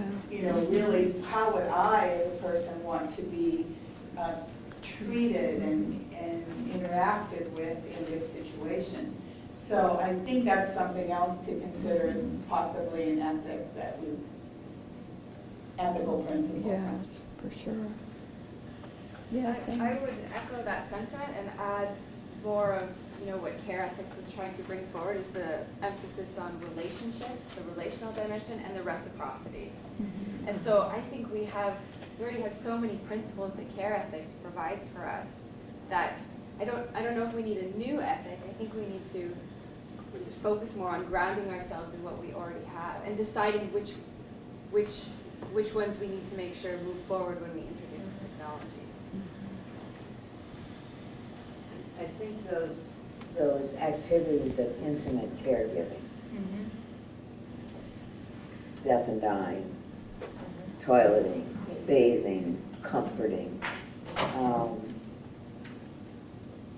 is where we need to focus what we have as existing and where we need to enhance. And only I believe, only caregivers can address that. If you haven't been in the situation with someone, in a toileting situation, in a continence situation, that's the information we need to provide to people who are designing. This is an interesting point too. One of the articles I read, and I never thought about this. Caregiving robots may lead older adults to perceive less lost autonomy than when they depend on human helpers. Yes. There's such a fear on the part of older people to be dependent on anybody. Your example with your mom. And I'm not immune to that. I don't want anyone taking me to the toilet. I might be more likely to have less problems with that if it was a robot. Just throwing it out. So the idea is, so perhaps the utilization, part of the word, but the utilization or the use of caring robots, if there is such a thing, would be perhaps more positive from say older individuals because of the idea of dignity, right? So, any thoughts about that? How are robots to show dignity? Okay, the idea, well, I'm sorry, yes, Bob. I was just going to support what Terry said, being a caregiver, that that perception of keeping one's autonomy, preservation of autonomy, is a very, very important concept, especially caring for an older person or any type of dependent individual, an individual that is paraplegic because of a spinal cord injury, or anyone that needs care from another person because of any kind of disability or whatever, unable to do all or part of that care for themselves. And the perception of autonomy, the preservation of autonomy with maybe a robotic type of person would enhance and help preserve that autonomy if we were able to design a creature that would be able to do that type of care at the same time, giving that relationship and reciprocity to that person to do this. I think that's very important. Well, I'm thinking about when we toilet train children. That maybe with a robot, there would not be shaming You know, when parents say, why did you do this? You've had so many, you know, because that can happen, or the child can perceive it as shameful if they've had an accident. So maybe this lack of some of the negative aspects are indeed ways of the robot helping to preserve dignity in the individual. I agree. There's fewer biases, there's fewer Yes. expectations. No judgment. Right? No, sorry. About the biases thing, though, we're starting to see now the research that AI and robots aren't without biases. They take in the biases that we have in a culture, and they just reflect them. So I like the idea of maybe using the technology to examine what biases we already have, and then trying to fix them. But right now, really, we're far from being able to create technology that doesn't have our own biases. Why is that? Yeah, it's the training data. So in order Who's training the robot? Yeah, and what information you use. Well, and that's a huge issue right there. Huge issue, and this is something, I mean, all the top companies are talking about this, but Google makes a really nice video to explain what's happening. They say, you know, in our company, we want to teach a system what a shoe is. So we ask everyone in the company, draw us a picture of a shoe. And then you see how you have very few stilettos, you've got sneakers, you've got images of shoes from the dominant population. So you would have the same thing with a robot. It would have how we treat patients, or how patients are treated, would just be reinforced through the robot. Yeah. And if you look at the programming that they're doing in dermatology, you know, teaching to identify melanomas and moles based or relevant to healthcare, is in fact, it works really well if you're my skin color. Yeah. But as soon as your skin color starts to vary, there isn't enough samples in the database to be able to discern. And I think with robots, it's not just ethnicity; it's also cultural. Yeah. So that we may look similar, but culturally we're very different. And when you live in very diverse cities or environments, it becomes even more complicated because whoever designs the biases are absolutely built. So Kathleen. I guess I wanted to just say something about Nancy, your point about shame and feedback. In companies that do disease management, where they call and see whether or not people are following their lifestyle changes, the results were better with computer-based checking than with human-based checking for all those sort of cues that people were getting that they had disappointed.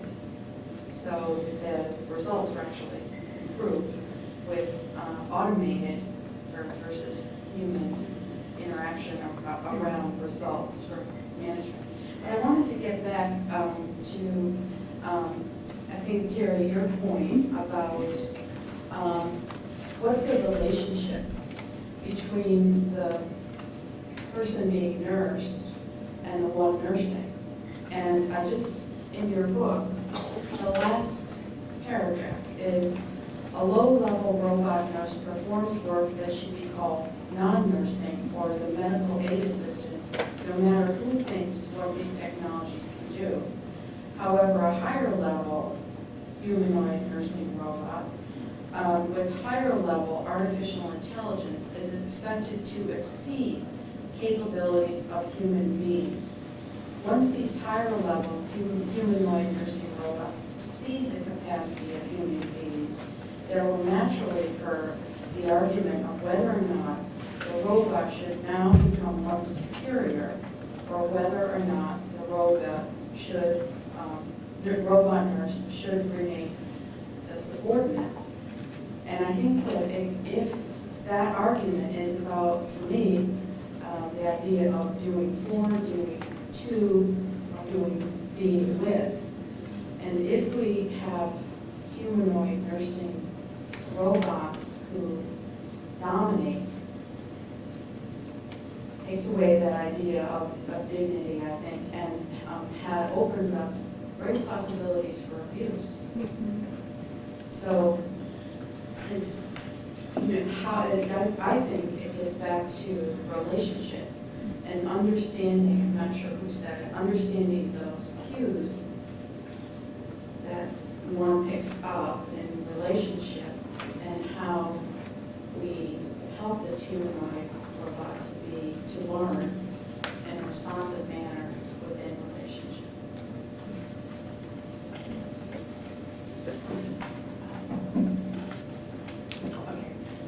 Thank you for that, because it was something in the book that I wanted to raise and perhaps talk about.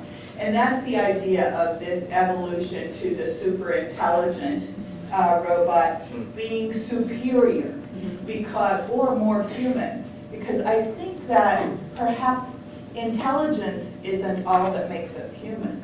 And so I mean, it was a question that I had is, you know, just because you have this super intelligence, does it mean that you would be above or dominant? And I don't think that that's the case. I think that when we talk about emotional intelligence, for example, and perhaps humanoid robots will become more sensitive and be able to have emotional intelligence as well. But I think there's more to being human than intelligence. Yes. Oh, well, building on what Marlene is saying and what Kathleen was saying, it's not just about relationship. It's about being in right relationship. So that's a whole nother dimension. Listening to the conversation, I just got to pull, I don't want to turn around, it's all right here. Because there's definitely I would say a little demon in the feedback coming from the volume of the speakers and the microphone. But to get to the point that within the aspect of algorithms and programming, the robots in themselves are an extension of the engineers and programmers, and so is the robot actually caring or just reflecting the caring of the programmers and the engineers and the people who designed them?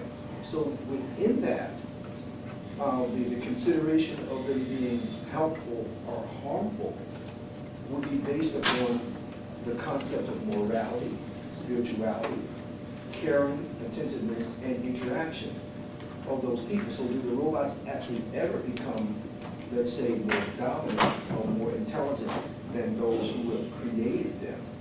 And in that design, are we looking at the possibility of within the I guess the sensors of how they take in data from the people they are extending caring to? As we were talking driving over, the tool should never become more powerful than the user or the creator for the purpose of caring and good that they're giving. So in that particular concept, would there be some sort of interaction, I'm sure that would be, I think, relative to scheduling in caregiving and monitoring by humans? Dr. Kai, I think it was leading to the point about programming and engineering. But before we go into that, Can I just say though, with AI, and that is not a set state, is that with AI, so as the robot is delivering the care, he, she is constantly learning and incorporating that. So it constantly evolves as let's say the provision of care. So it's not a one state, and that's the thing you gotta keep in your head. But within that, then based upon its ability in the algorithms to perceive or gather that data, those algorithms are written by the engineers and the programmers. So having a council, like I imagine, to monitor how it reacts to the data received based upon the algorithms and how they were designed, and do we let the robot or the AI adjust itself or do we consider how it is adjusting itself to the various needs of the patient? Right, so we go back to the question of programming, right, and developing. So Dr. Kai is an engineer, right? So let's listen to what he thinks is the best supposedly answer at this moment in time. Right? What is the answer at this time about programming, human dignity, the embarrassment, how the humanoid nurse robots can practice, well, practice because we don't really know if it is a practice, and what should be in that robot, because that robot, as Gail mentioned, is going to be a continuously learning machine, all right, if nothing else, all right. So Dr. Kai. Robots robots should measure the data of patients. Yeah, yeah. So robot can control move based on the data. Yeah, yeah. So this is the best. This is the better method. Yeah, I think so. Yeah. And then, so in order to design and develop the caring robot, so we have to understand so the functions of the caring robot. Yeah.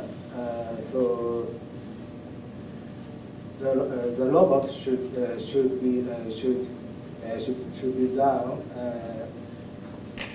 So we have to program so to the robot. So yeah, the robot have to measure the patient's situation data, real time. So the robot can control based on the data. So I guess the question is the robot actually caring, or is it the humans caring through the tool of the robot? I think the AI. Yeah. Okay. So, yeah. Okay, I know we're going to continue this line of dialogue, and we're going to hear more from Dr. Kai on some of the technical details.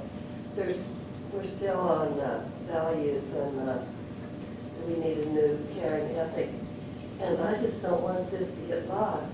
That I've heard several people refer to the idea that in certain intimate situations where people are receiving assistance, they prefer impersonality. And I wrote down the question, will we give up nurturing carings in humans when we have caring robots? In other words, if robots will never be nasty, robots will never make us feel embarrassed, robots will never, et cetera, et cetera, et cetera. In effect, part of what I'm hearing is that the more impersonal, the better. And that's just an idea that I don't want us to lose track of. I think in certain situations, your print I can was pretty kind of broad thinking statement. about that, and I'm thinking that they need to press that again. That it needs to be the way that we perceive it now, like what the patient needs. So there are patients that need more of that, and there are patients like me who just come in, bring me my water, you don't have to hug me. So, like, would there be a way for robots to make that adjustment of how much caring, does a patient need? To accurately hear the call for caring. Right. Amy? That also, so it's such a fascinating idea. Pressure Oh, sorry. It's a really fascinating idea to think about equipping the robot with some sort of skill for picking up whether or not someone needs to be hugged or touched or just sort of left alone. But to get to that stage, we're also delegating kind of moral agency to the robot. We're saying that it's allowed to be in that powerful position of making those kinds of decisions. And I think that's also something that we need to discuss as well. What are the limits to the kinds of things that we want care robots to be able to do? We have 5 minutes. I've been given a nod. We have 5 minutes. But the idea of programming and manifesting and expressing, these are probably some of the activities that we think robots should have and could have, and whether the focus is impersonalization or personalization pertaining to human dignity. Yes, Dr. Tanioka. I am developing a robot, humanoid robot. I started 10 years ago with Toyota Motors companies. We have to divide human behavior and emotional expression. So we know the non-verbal communication and verbal communication. Robots should express the non-verbal communication using the facial expression. And then one of the things is important is verbal communication. And then we studied from the database for the nursing language to express the human-like language. For example, we studied in the clinical settings using the mini robot with talking with the elderly people. So one elderly people expressed her lived express. So she said, I had a boyfriend, but she had that boyfriend had a husband. So at that time, another participant of the elderly people, she said, wonderful experience. But if a robot doesn't have this word, wonderful, so the robot has only the word, your behavior is not moral things because your boyfriend had a wife. So this is very important things to install the robot database. So now I am thinking about the super artificial intelligence. So for example, the Google. So in Japan, we are now using that in the house.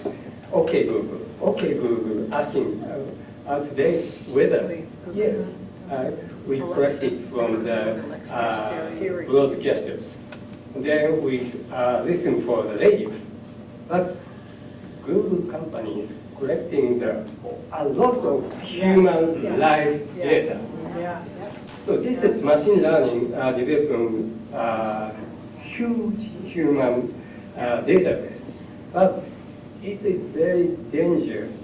So Google companies, that companies will dominate our life. So, and then my opinion is I don't want to use a humanoid robot in the future. You don't want to? I don't want to use a humanoid robot in the future. So, can I? So one of the research, my son is researching using the humanoid robot for the rehabilitation for the elderly people. So in the physical therapy or occupational therapy, doctors order to the patient needs to have physical therapy.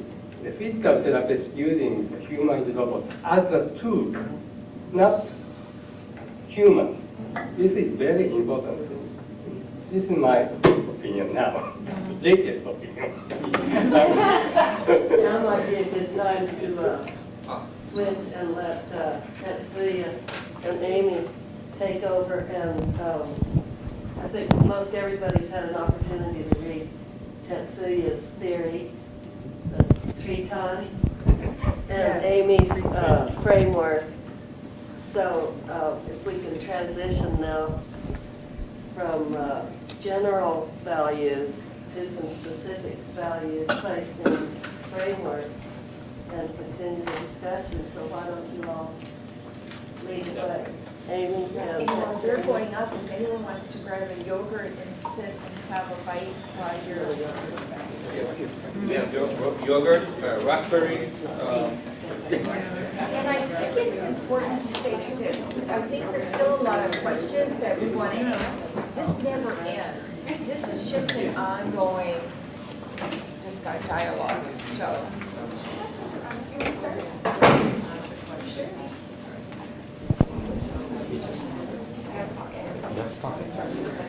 See, I'll get you one.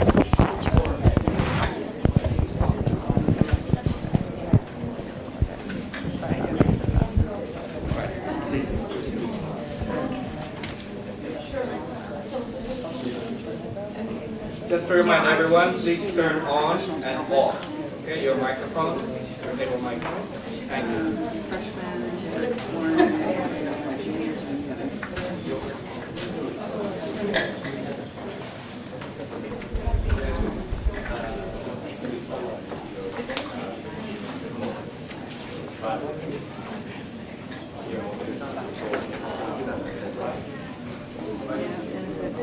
Alexa, what's the weather going to be in Boca today?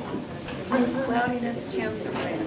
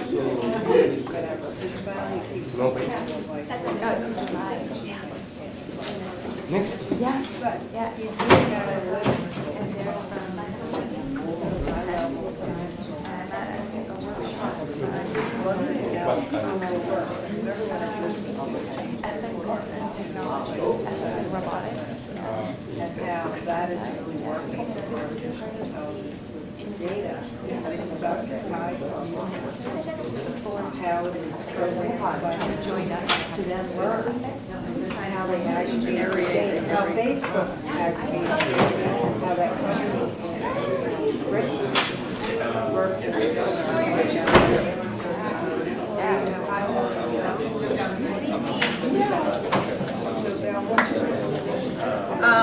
Director of Education. So,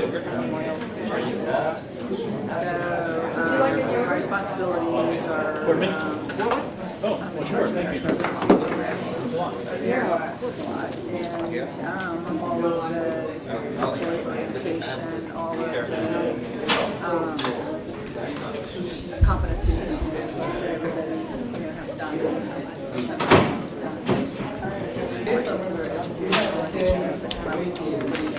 It's a lot. It's a lot. System-wise,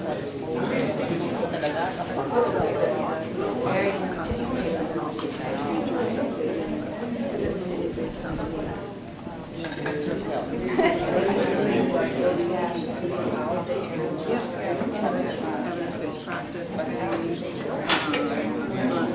value-added purchasing,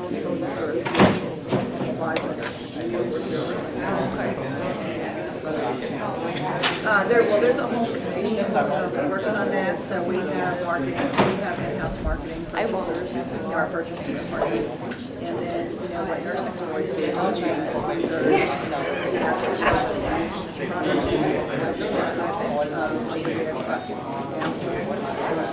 Okay, if you would like water or coffee or more fruit, it's just our muffins just outside the door. People have central undressing, or whatever type of dressing, putting over something that's wine and drink.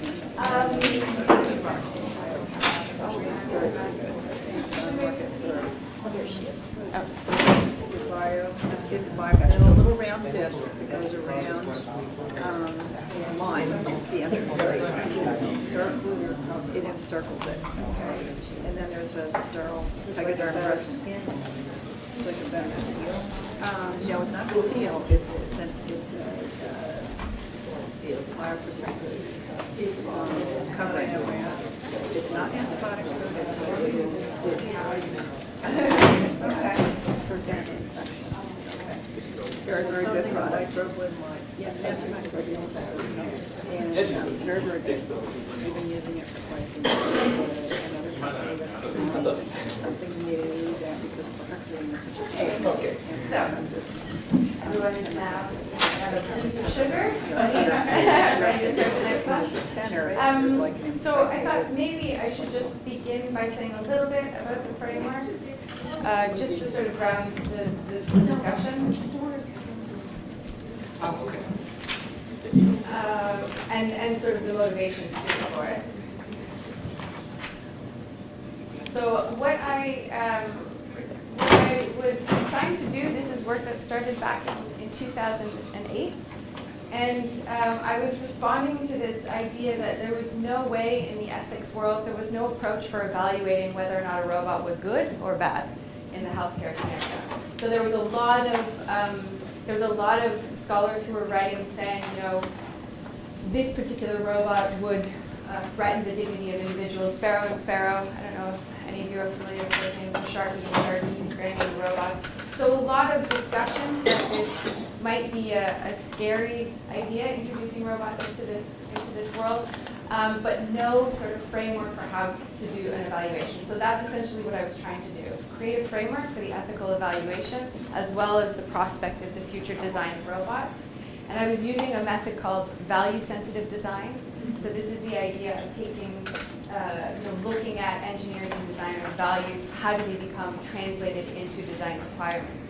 But one of the critiques of value-sensitive design is that it's very much an ethical endeavor with no ethical theory to ground it. So it's just saying, yes, let's use this value, let's translate it into design requirements. But if you do it that way, you'll have a very different robot in Saudi Arabia than in the United States. There's no way of fundamentally saying whether or not this is good or right or wrong. So I took the care ethics approach, mainly that of Joan Tronto, the care ethicist. And so I used her way of describing what a care practice is, what the care values essentially are. And so that's where attentiveness, competence, responsibility, and reciprocity come from. So I said, if we take this framework, we take these four sort of values, we can use that as a way of evaluating whether or not a care robot is a good addition into a care practice. And then to sort of expand it, I also said, there's other things that we need to look at. We need to look at the context. So where the robot is functioning is very important, right? In one hospital, you can see the same robot has different acceptance rates, whether it's in a pediatric oncology ward or in a geriatric ward, because the pace is different. I mean, so I'm preaching to the choir, right? You know that different wards are different, and so a robot would be accepted differently. So taking into consideration the context, the actual type of robot, what the practice is. Are we talking about lifting? Are we talking about bathing? Are we talking about feeding? And using these elements to do an evaluation of a robot. And then to sort of bring this into reality, I used lifting robots as a way of manifesting this.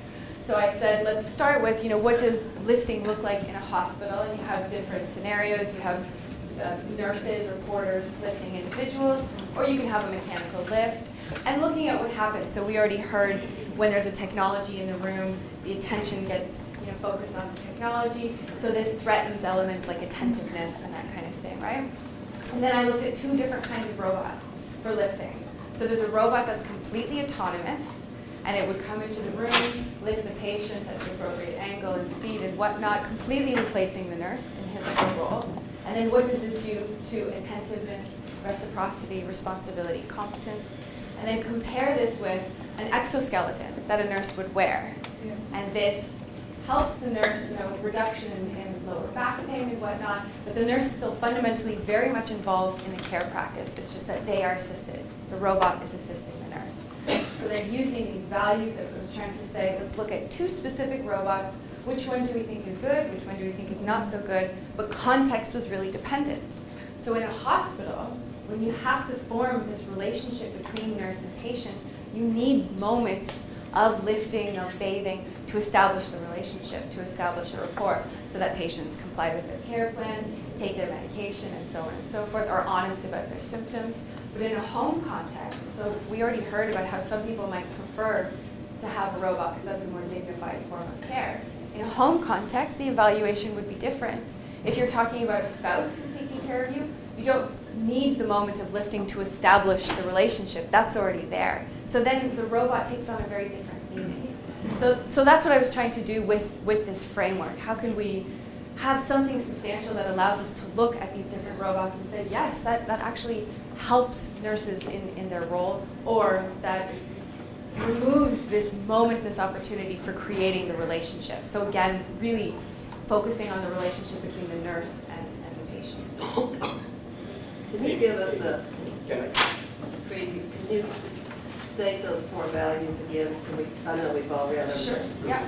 And these, to make sure I give credit where credit is due, these are Joan Tronto's moral elements that correspond with the phases of a care practice: attentiveness, responsibility, competence, reciprocity. Thank you. So, can I add that? So I would like to add one more important things of the relationships between the robot. Amy's theory described the flat relationship with the robot. If I am a robot lifting Amy, if she will not flat, she cannot care for my humanoid robot. This is important. She mentioned. You're saying there's no reciprocity? Yeah, reciprocity. Plus relationship. Plus reciprocity and touching. Best. I would probably say, I would love to have the robot do the lifting, and then I could, spend my time and focus with the client, with the patient. Right. So I don't, I think you mentioned that, that nurses need assisted robots to develop the relationship. Yeah. I would think what we need is time. Right, yeah. So I don't know that I need, I'd be glad to have a robot do lots of things, so that I would have the time to be with the person. Yeah. And then the cynical pushback on that is when the hospital is spending $1 million on some of these robots, there has to be a give and take, right? They would, at least from the business, from the economic perspective, why are they bringing this robot in and having the nurse sort of there to engage in a relationship? I don't agree with that perspective. I think I like the idea of having the robot there as an assistant, but when money comes into play, I think the reality would be that the robot would be there and it would diminish the presence of the nurse. I would disagree with that. Yeah? Yeah. Because I think, I just would disagree with that. Yeah. Because the nurse can make herself present, herself present Yeah. with the robot there. Because we can do all these other things that perhaps the robot can't do. Yeah. But the robot can do some of these things that will help us. And we can focus on these other items that we need to do. Yeah. With the client, with the patient. Yeah. But that then goes to the value proposition of what's the value of the nurse. Because I would concur with you that in having hospitals, that the economic proposition is that if we put robots in, that then we will have them do as much as possible. And we will not keep the same level of nursing staffing as we had before. Yeah. So it will be, so what's the value proposition that is essential, that justifies nurse? Yes. Is there Oh, there we go. Gail, I hear what you're saying, and I'm finding myself thinking if we have these robots doing these assistive things and you have all of this that's being accomplished efficiently. And Beth, to your point, I'm just wondering, nurses, in our research that we've done, nurses are so focused on those things that now the robots will do. What will the nurses interpret? How will they reorient themselves to their purpose, to the meaning of coming to know a person? It's a totally another, it would be beautiful. Yes. And should that be valued, because that is what it's about. I think this is the really... And then I would say that's why we really need right now to emphasize this idea that the robot is helping the nurse rather than taking over the tasks of the nurse, just to make sure that the nurse's role is valued. In one of the, I think it was Nina and Julia's chapters, they talked about should the robot be a slave or a partner? Yeah. It's interesting, Anne, just to leapfrog off of what you're saying is that in actual fact, we think, particularly nurses in many of the hospital settings, they are acting like a humanoid robot. They are performing the tasks and moving on. They don't even demonstrate oftentimes that caring or eye contact. As one of our colleagues has said, when did eye contact in the hospital become a privilege, not a right? Oh, wow. So we do. That is the concern is that if we don't start educating and helping nurses shift back to why most of us wanted to be a nurse, for that human connection, that we do run great risks of why do we need a nurse when the robots can do it, perhaps sometimes more kindly. More kindly.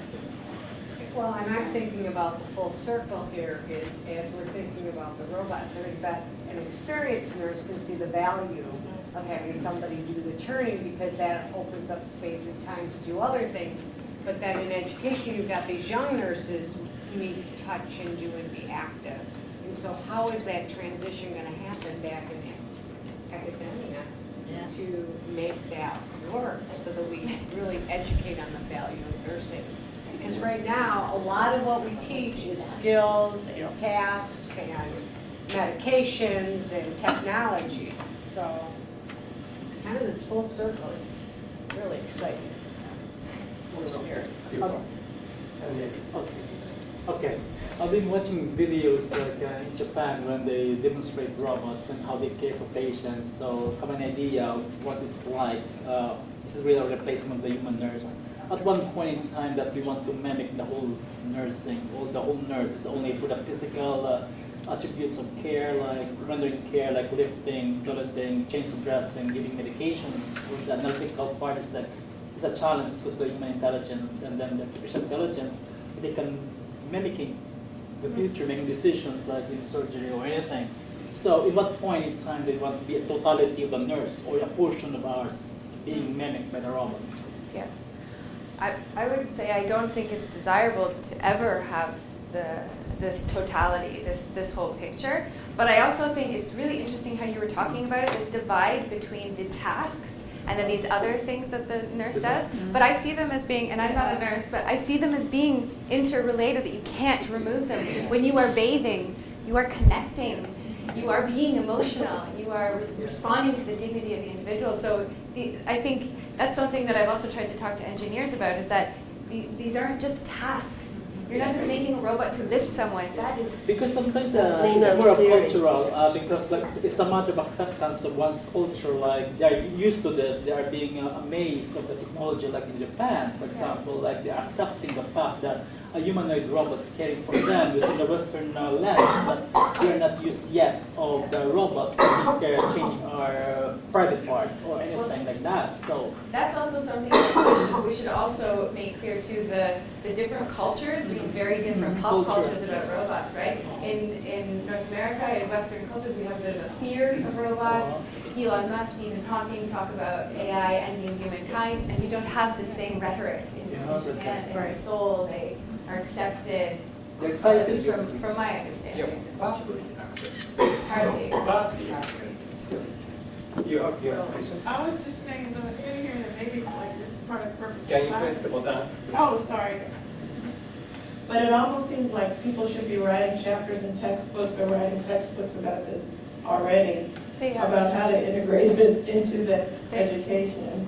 Because as they say, textbooks are usually 5 years behind. Yeah. So, you know, it could be an opportunity to get nurses back to that caring aspect. Yeah, absolutely, absolutely. And I would say right now is the crucial moment. Right now is when education systems, I mean, in robotics, they're just starting to address this idea of robot ethics. Like what, we have to be responsible for something? And so this is the moment when nurses should be saying yes, and if you're making robots to come into our world, this is what you need to know. Absolutely, that should be the special. Dr.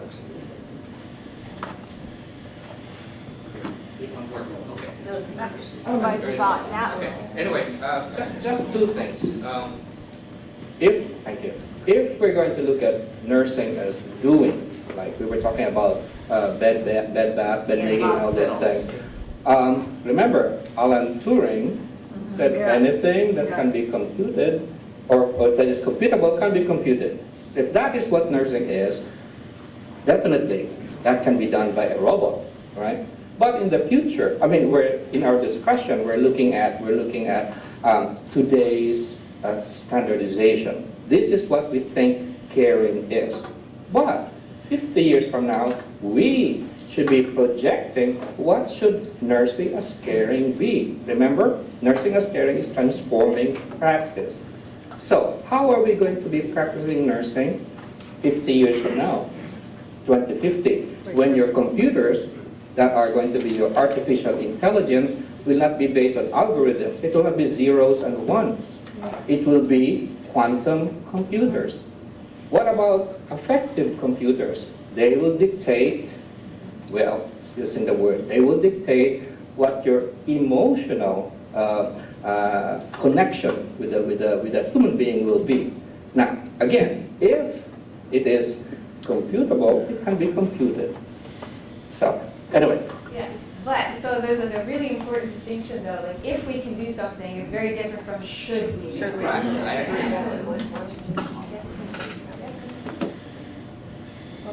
Is your thing off, Rena? Can you turn your microphone off? Yes. No, is yours off? Now. No, okay. Yeah, I know. So, caring, I mean, nursing as caring, as doing, I have to, because I just came back from the holistic nursing conference, holistic nursing, holistic care. So it's beyond, you know, how do we reconcile that, holistic care, with this? With a robot? Yeah, I mean, we're talking about the doing piece, and yes, you know, there's so many things that happen during that nurse, like we've all said, the nurse-person interaction and the relationship and everything. But holistic care, however, you know, mind, body, spirit, the wholeness of person, that's what we have to remember as nurses if we're going to be also having robots. Kind of going back to what you said, Beth. Robot can do these things, but we also have an impact and an influence. That energy exchange when the nurse is doing this stuff. I don't know, I think I'm rambling, but, you know, I don't know when it was. Yeah, I see where you're going with that. And then I think moving beyond that, it could also be interesting to sit down and say, what are things that would be really helpful for us as nurses if we had an assistant? If we had, and what things could we get help with that would allow us to be able to focus, to be less robotic? Because I imagine that nurses are in this role where being a robot is a form of survival. You only have a certain amount of time to accomplish things. Maybe it's painful depending on the ward that you're in and the experiences that you have. So maybe it would be interesting to create a kind of, you know, and give that to companies. These are the things that we could really use assistance with. Let's work together and make something to help us. Oh, the idea of the caring humanoid robot, or do you want me to start? The caring humanoid robot, to me, thank you, would mean holistic nursing. For me, it's not a matter of separating out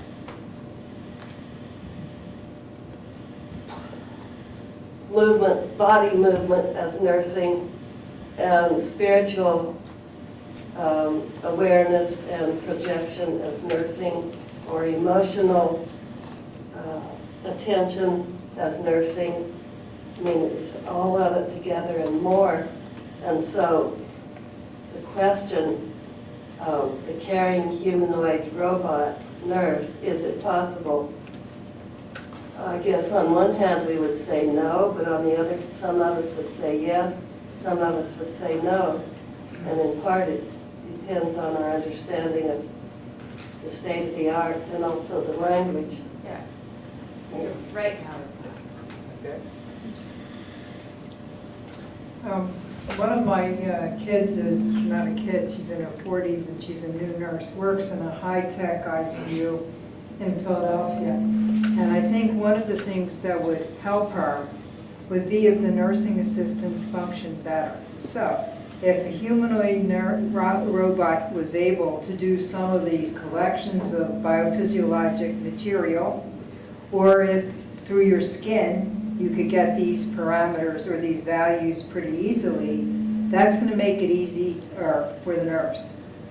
Even in the units that she works with a ratio of 1 to 2, the lifts are there, but sometimes the lines, the IVs and wounds and so forth, everything draining from and into the patient is so complex that the lifts don't really function very well because it's such a delicate movement to a chair from a bed, let's say.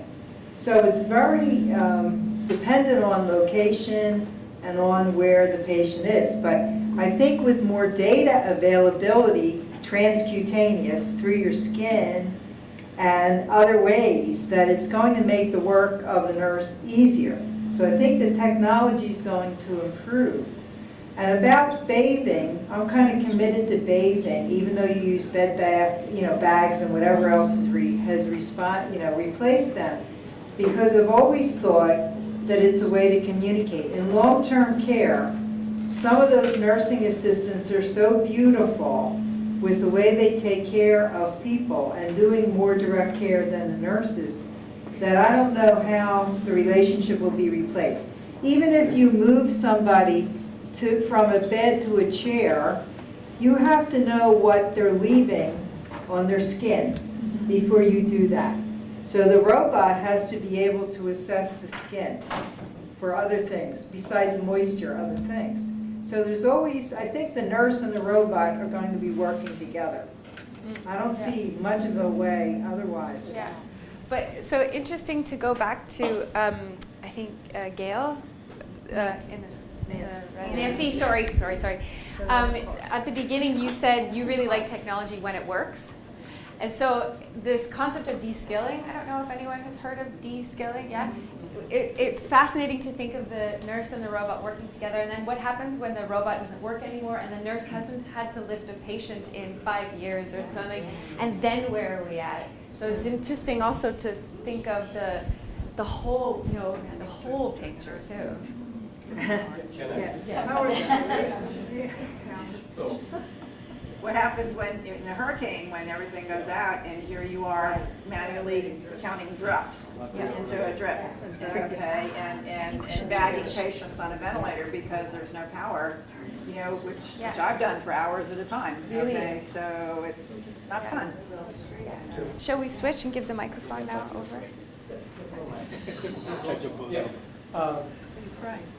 We are interdisciplinary meeting here. So many of the nurses in city. So she is not nurse, and then the guy is engineering, psychiatrist, physical therapist, and then I am a nurse and engineering, and then you are a nurse. I'm a musician. Musician. Yeah, so for patient lifting or patient moving bed to the toilet, this is a very simple task. But our caring, so we sending our emotion to the patient. This is very high, complicated work for the robot. So if we nurses request to the company who developing the humanoid robot, the company. So we use our experiment using the SoftBank company's humanoid robot, and Toyota Motors company is making a humanoid robot, and Honda also making a humanoid robot. Yeah, Toyota.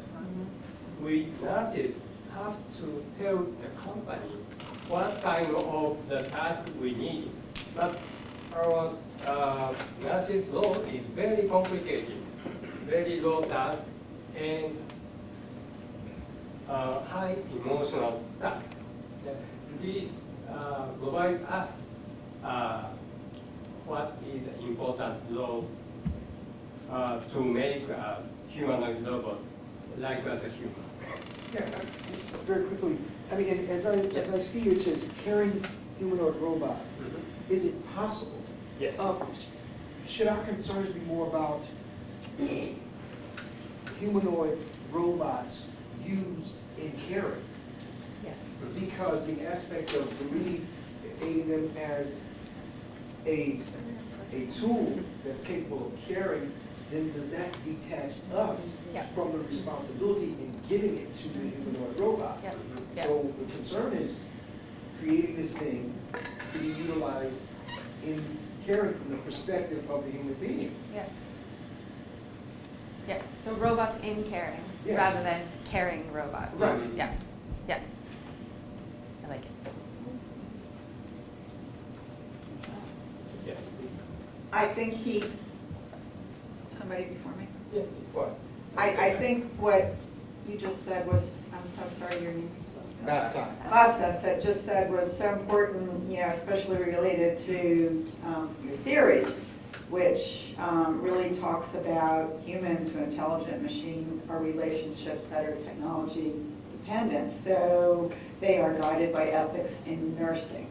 And everything that we have and program these intelligent machines to do is going to be guided by ethics in nursing and what that transactive care has to be. And so I think we have to look at it, from that perspective, that these humanoid machines can do all different types of tasks, but it's nursing that's going to direct the care that's going to be given. They can certainly mimic a relationship between the nurse and the person that's being cared for, but the nurse is the one that's going to guide the care. And that's why it's so important that nursing has to be at the table to program, to be involved with the programming of these machines to make sure that sensitivity and that perception of caring. They might not be able to care in the sense that a human can care, but that doesn't mean that the person that's being cared for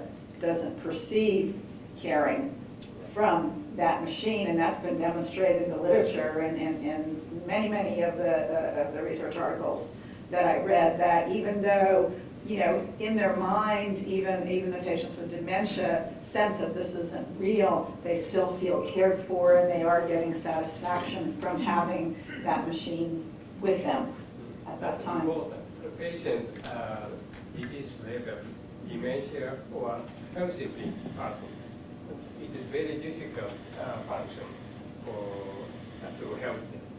And Dr. Science? It's just actually a form of a question, no?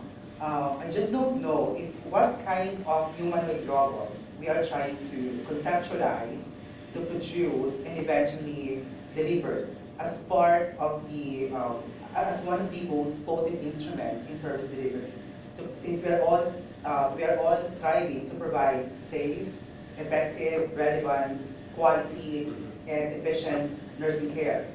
Is it possible to produce a highly super intelligent robots, or humanoid robots, who are not emotionally synchronized with human emotions? Or are we trying to produce a humanoid robots who can possibly embrace the concept of relational communion or emotional synchrony?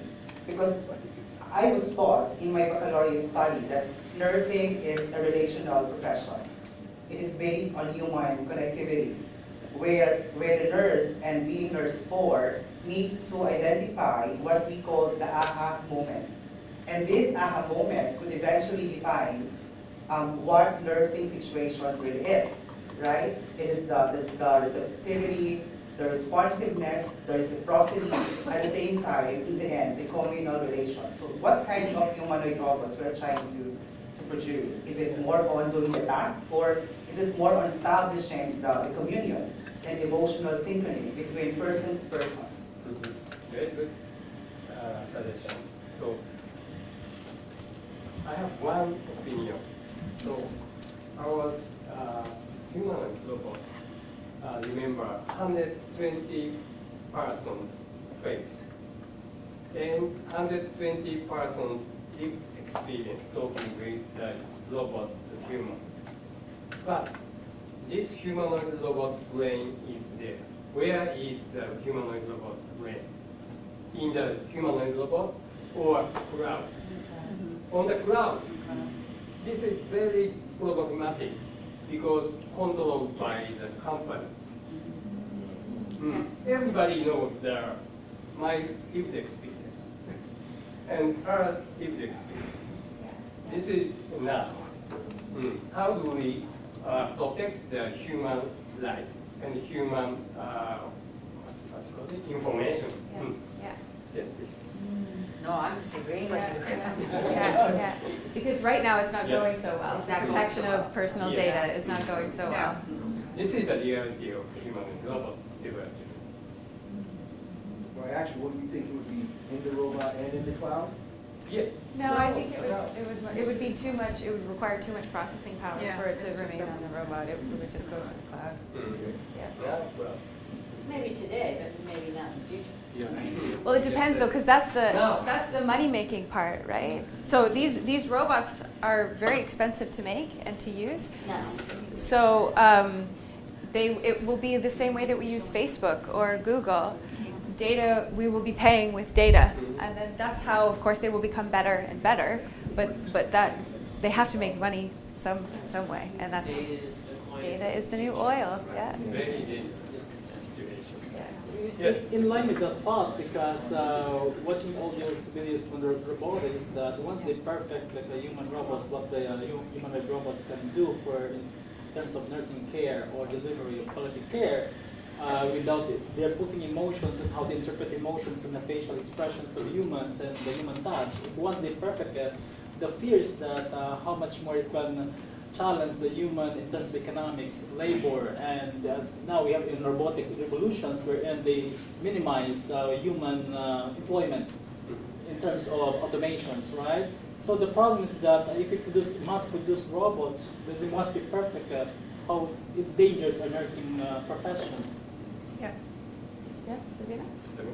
It just occurred to me that whoever is programming robots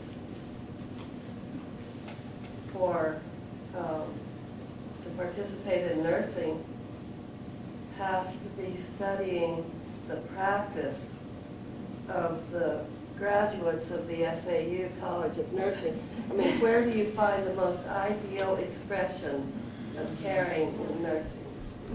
From people who have studied it, who have committed to it, who are supported in enlarging that way of practice. So, gosh, we have the data source right here.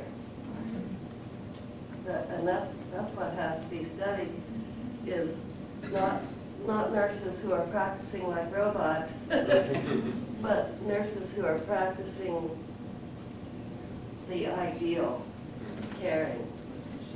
And the challenge. deliberately. And they need to help program these robots. Exactly. Taking off on Savina's thought. Thanks. Taking off on what my thought, and the question is that you say right now they're designing these robots, all the big companies. Who's at the table directing the design? I mean, because they're only going to do, if there are engineers sitting there, they're going to look at the functionality and not the care and practice. So how do we get to the table? That's How do we get the data? And that's what I was trying to explain at the beginning. If we educate our nurses to be able to speak the language that's being spoken at the table in engineering, we'll have a greater impact. So I think we do need to look at our curriculum a little more closely. We need to collaborate with other biomedicine, with engineering. We need to be present at these, in the processes, and really will be respected if we know more about the other fields and what's going on. So I think we have, it's almost like a technological revolution. Some schools are doing it a little better than others, but we need to infuse more technology into our education so that we can participate more fully. I agree. So Dr. Guy and I studied rehabilitation robot 20 years ago. And we have to sit on the same tables, but we need a translator because the Dr. Guy's engineering language and nursing language is different. And then we have to express the engineering developers using nursing language, not nursing language. Express what kind of function do we need to the clinical settings. This is very important. So lifting the patient is very low function. Dr. Lopez, everybody said low function. So replace the robot. But we have to talking about the caring. Caring is a very intelligent task as a nurse. But we will now developing a caring nurse robot to make a database. Are you using like Zane's Yes. instrument for measuring caring? Yes, CBI. That's really very. Yeah, can you express the CBI? I would say it's their instrument because they translated it and changed it, so they own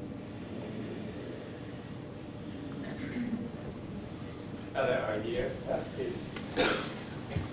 So, I just want to follow up on everyone's sort of thought, is how do we get to the table? Because it seems, I agree with you, Joe, that we need to be, the language needs to be there, we need to be preparing students, but the time is now. So, in terms of our strategic plan, really, how do we become known to Google, to robot companies? How do we become known and essentially our expertise be in demand? How do we make ourselves in demand as a value-added part of this venture? Yeah. And so that's my question. How do we do that? It's a really. Yeah, but I don't think it's not one university with nursing program. I think that what needs to be is a forum of nursing leaders and educators that are committed to this and then move forward and take appropriate action and with others. This is not to one locale. This is pervasive and extensive. And it is now, it is not into the future. The horse is out of the barn in terms of what's happening. And what we know is that healthcare professionals have been extremely slow to recognizing and understanding the impacts of robotics in the healthcare domain. And in other sectors, it is well understood, and it's understood the disruptiveness. That's the issue that what really needs to be understood is what we think today of what nursing is probably not what is going to be in the future. And so we need to understand very clearly what is the essence, what's the value proposition, what is it about nursing that is critical and that no one else can do. And so that's the discussion in my mind that needs to be taken, and then how do you move that forward? And it needs to be a collective action. Because when you think about it, and one other point I just want to make is that in my mind, the robotics it is a progressive. And so, yes, the early robots will do the easy things, the tasks. They'll do the tasks, but it will progress. If you think about Amazon, and that's what's fascinating to me about Amazon. Right now, when you go online to buy, what you do is you buy and they send it to you. What Amazon is now doing is sending it to you because they know exactly what your preferences are, what your lifestyle is, and that they're going to send it to you, and then you'll decide, should I buy this or not? It is turning the tables upside down, and that is what will happen in healthcare. We have to think the ethical, moral, legal issue now. Yeah, absolutely. Beth? Beth? Okay. Dr.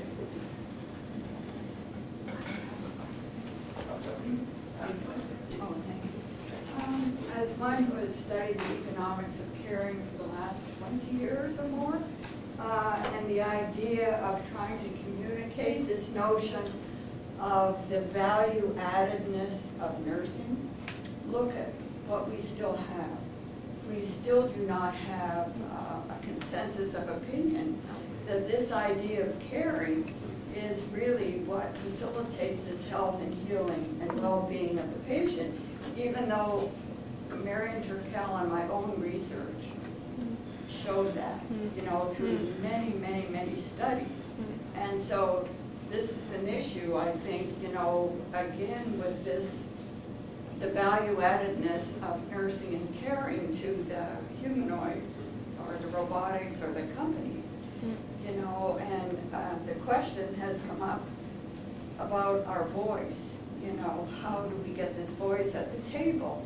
And I remember last year being at the International Council of Nurses, which is our global community of nurses.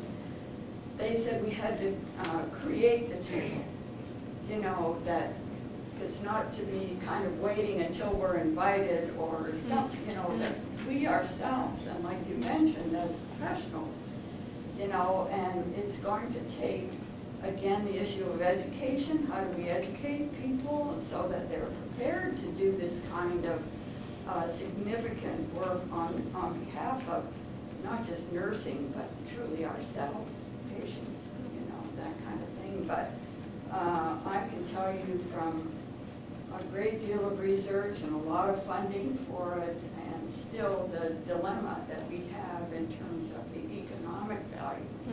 And this is also the technological value of caring, and they're hand in glove, really. Yeah.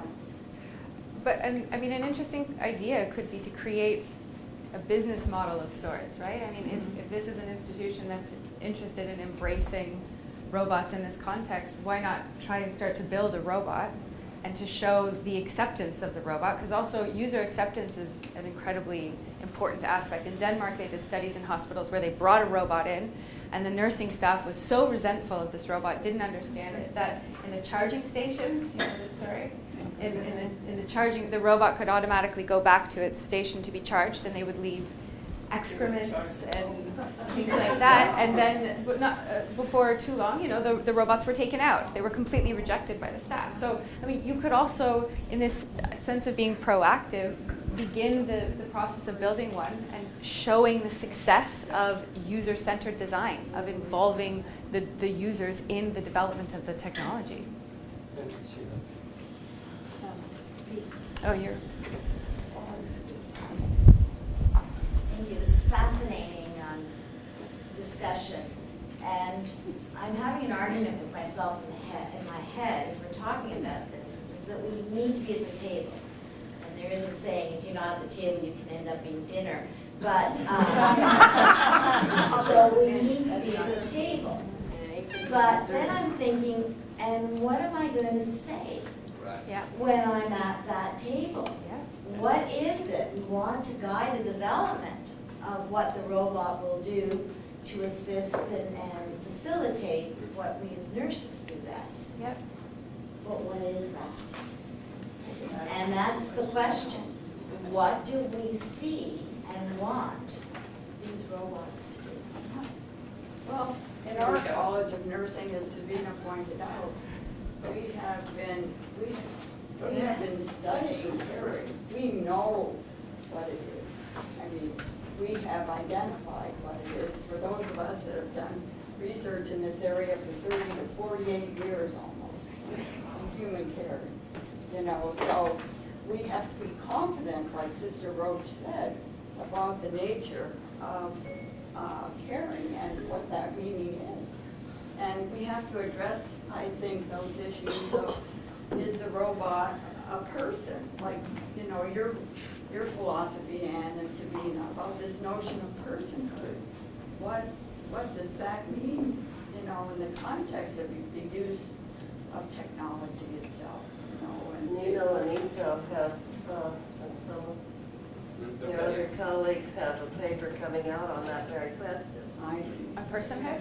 This is also a big topic of conversation in Europe because the European Parliament has just passed a resolution to the European Commission suggesting the idea of electronic personhood, and it's been completely shot down, though, in Europe. But they're really trying to push against that idea because it becomes a scapegoat for corporations. If it's like a corporation having a legal status. If a robot does, well, it's not my fault. The robot did it, right? So sue the robot. Yeah, that's dangerous. One of the things that getting to the table, not as dinner, but the idea is, how do we get to the table? Now, what do we do when we do research? We search the literature, right? I mean, we do internet search, all this other stuff. But if you ask Val Grammy, Dr. Grammy, how many of the things that she has searched focus on nursing? Not many. Not many. So the first responsibility is to study, right? We have to publish. We have to publish. And how do we publish? I know most research now are published using hard copies. I don't know if we still abhor the idea of publishing online because of predatory journals and all those things. But how do we get the word out without subscribing? So publish online. I mean, I used to say, no, don't publish online, it has to be this. But that was the thinking of the past. Now we have to publish online. But we have a responsibility. Find out that these online journals are not predatory journals and that they will be made available to everyone. The searching methodology has changed. Okay? I mean, used to be we subscribe to journals, right? And we access it, right? And that was the traditional way. Now, everyone can publish. So you pay publication fee. Right. It's now a reverse thing, all right? So this is some of the things that we have to do. Get our research out there. So when the engineers come and search, what kind of program should I infuse my humanoid robot? What will they find? Nothing, because we did not research about what it is. But Tanioka said, Dr. Tanioka and colleagues have published what I know is one article so far about recommendations for what caring robots are supposed to be. Simply recommendations, and it's online. Okay, so we need to do that, I think. So, but it's also important to decide who you want to speak to. Right. Do we want to be speaking to academics who are doing research in an academic institution, or policymakers, Right. or the general public?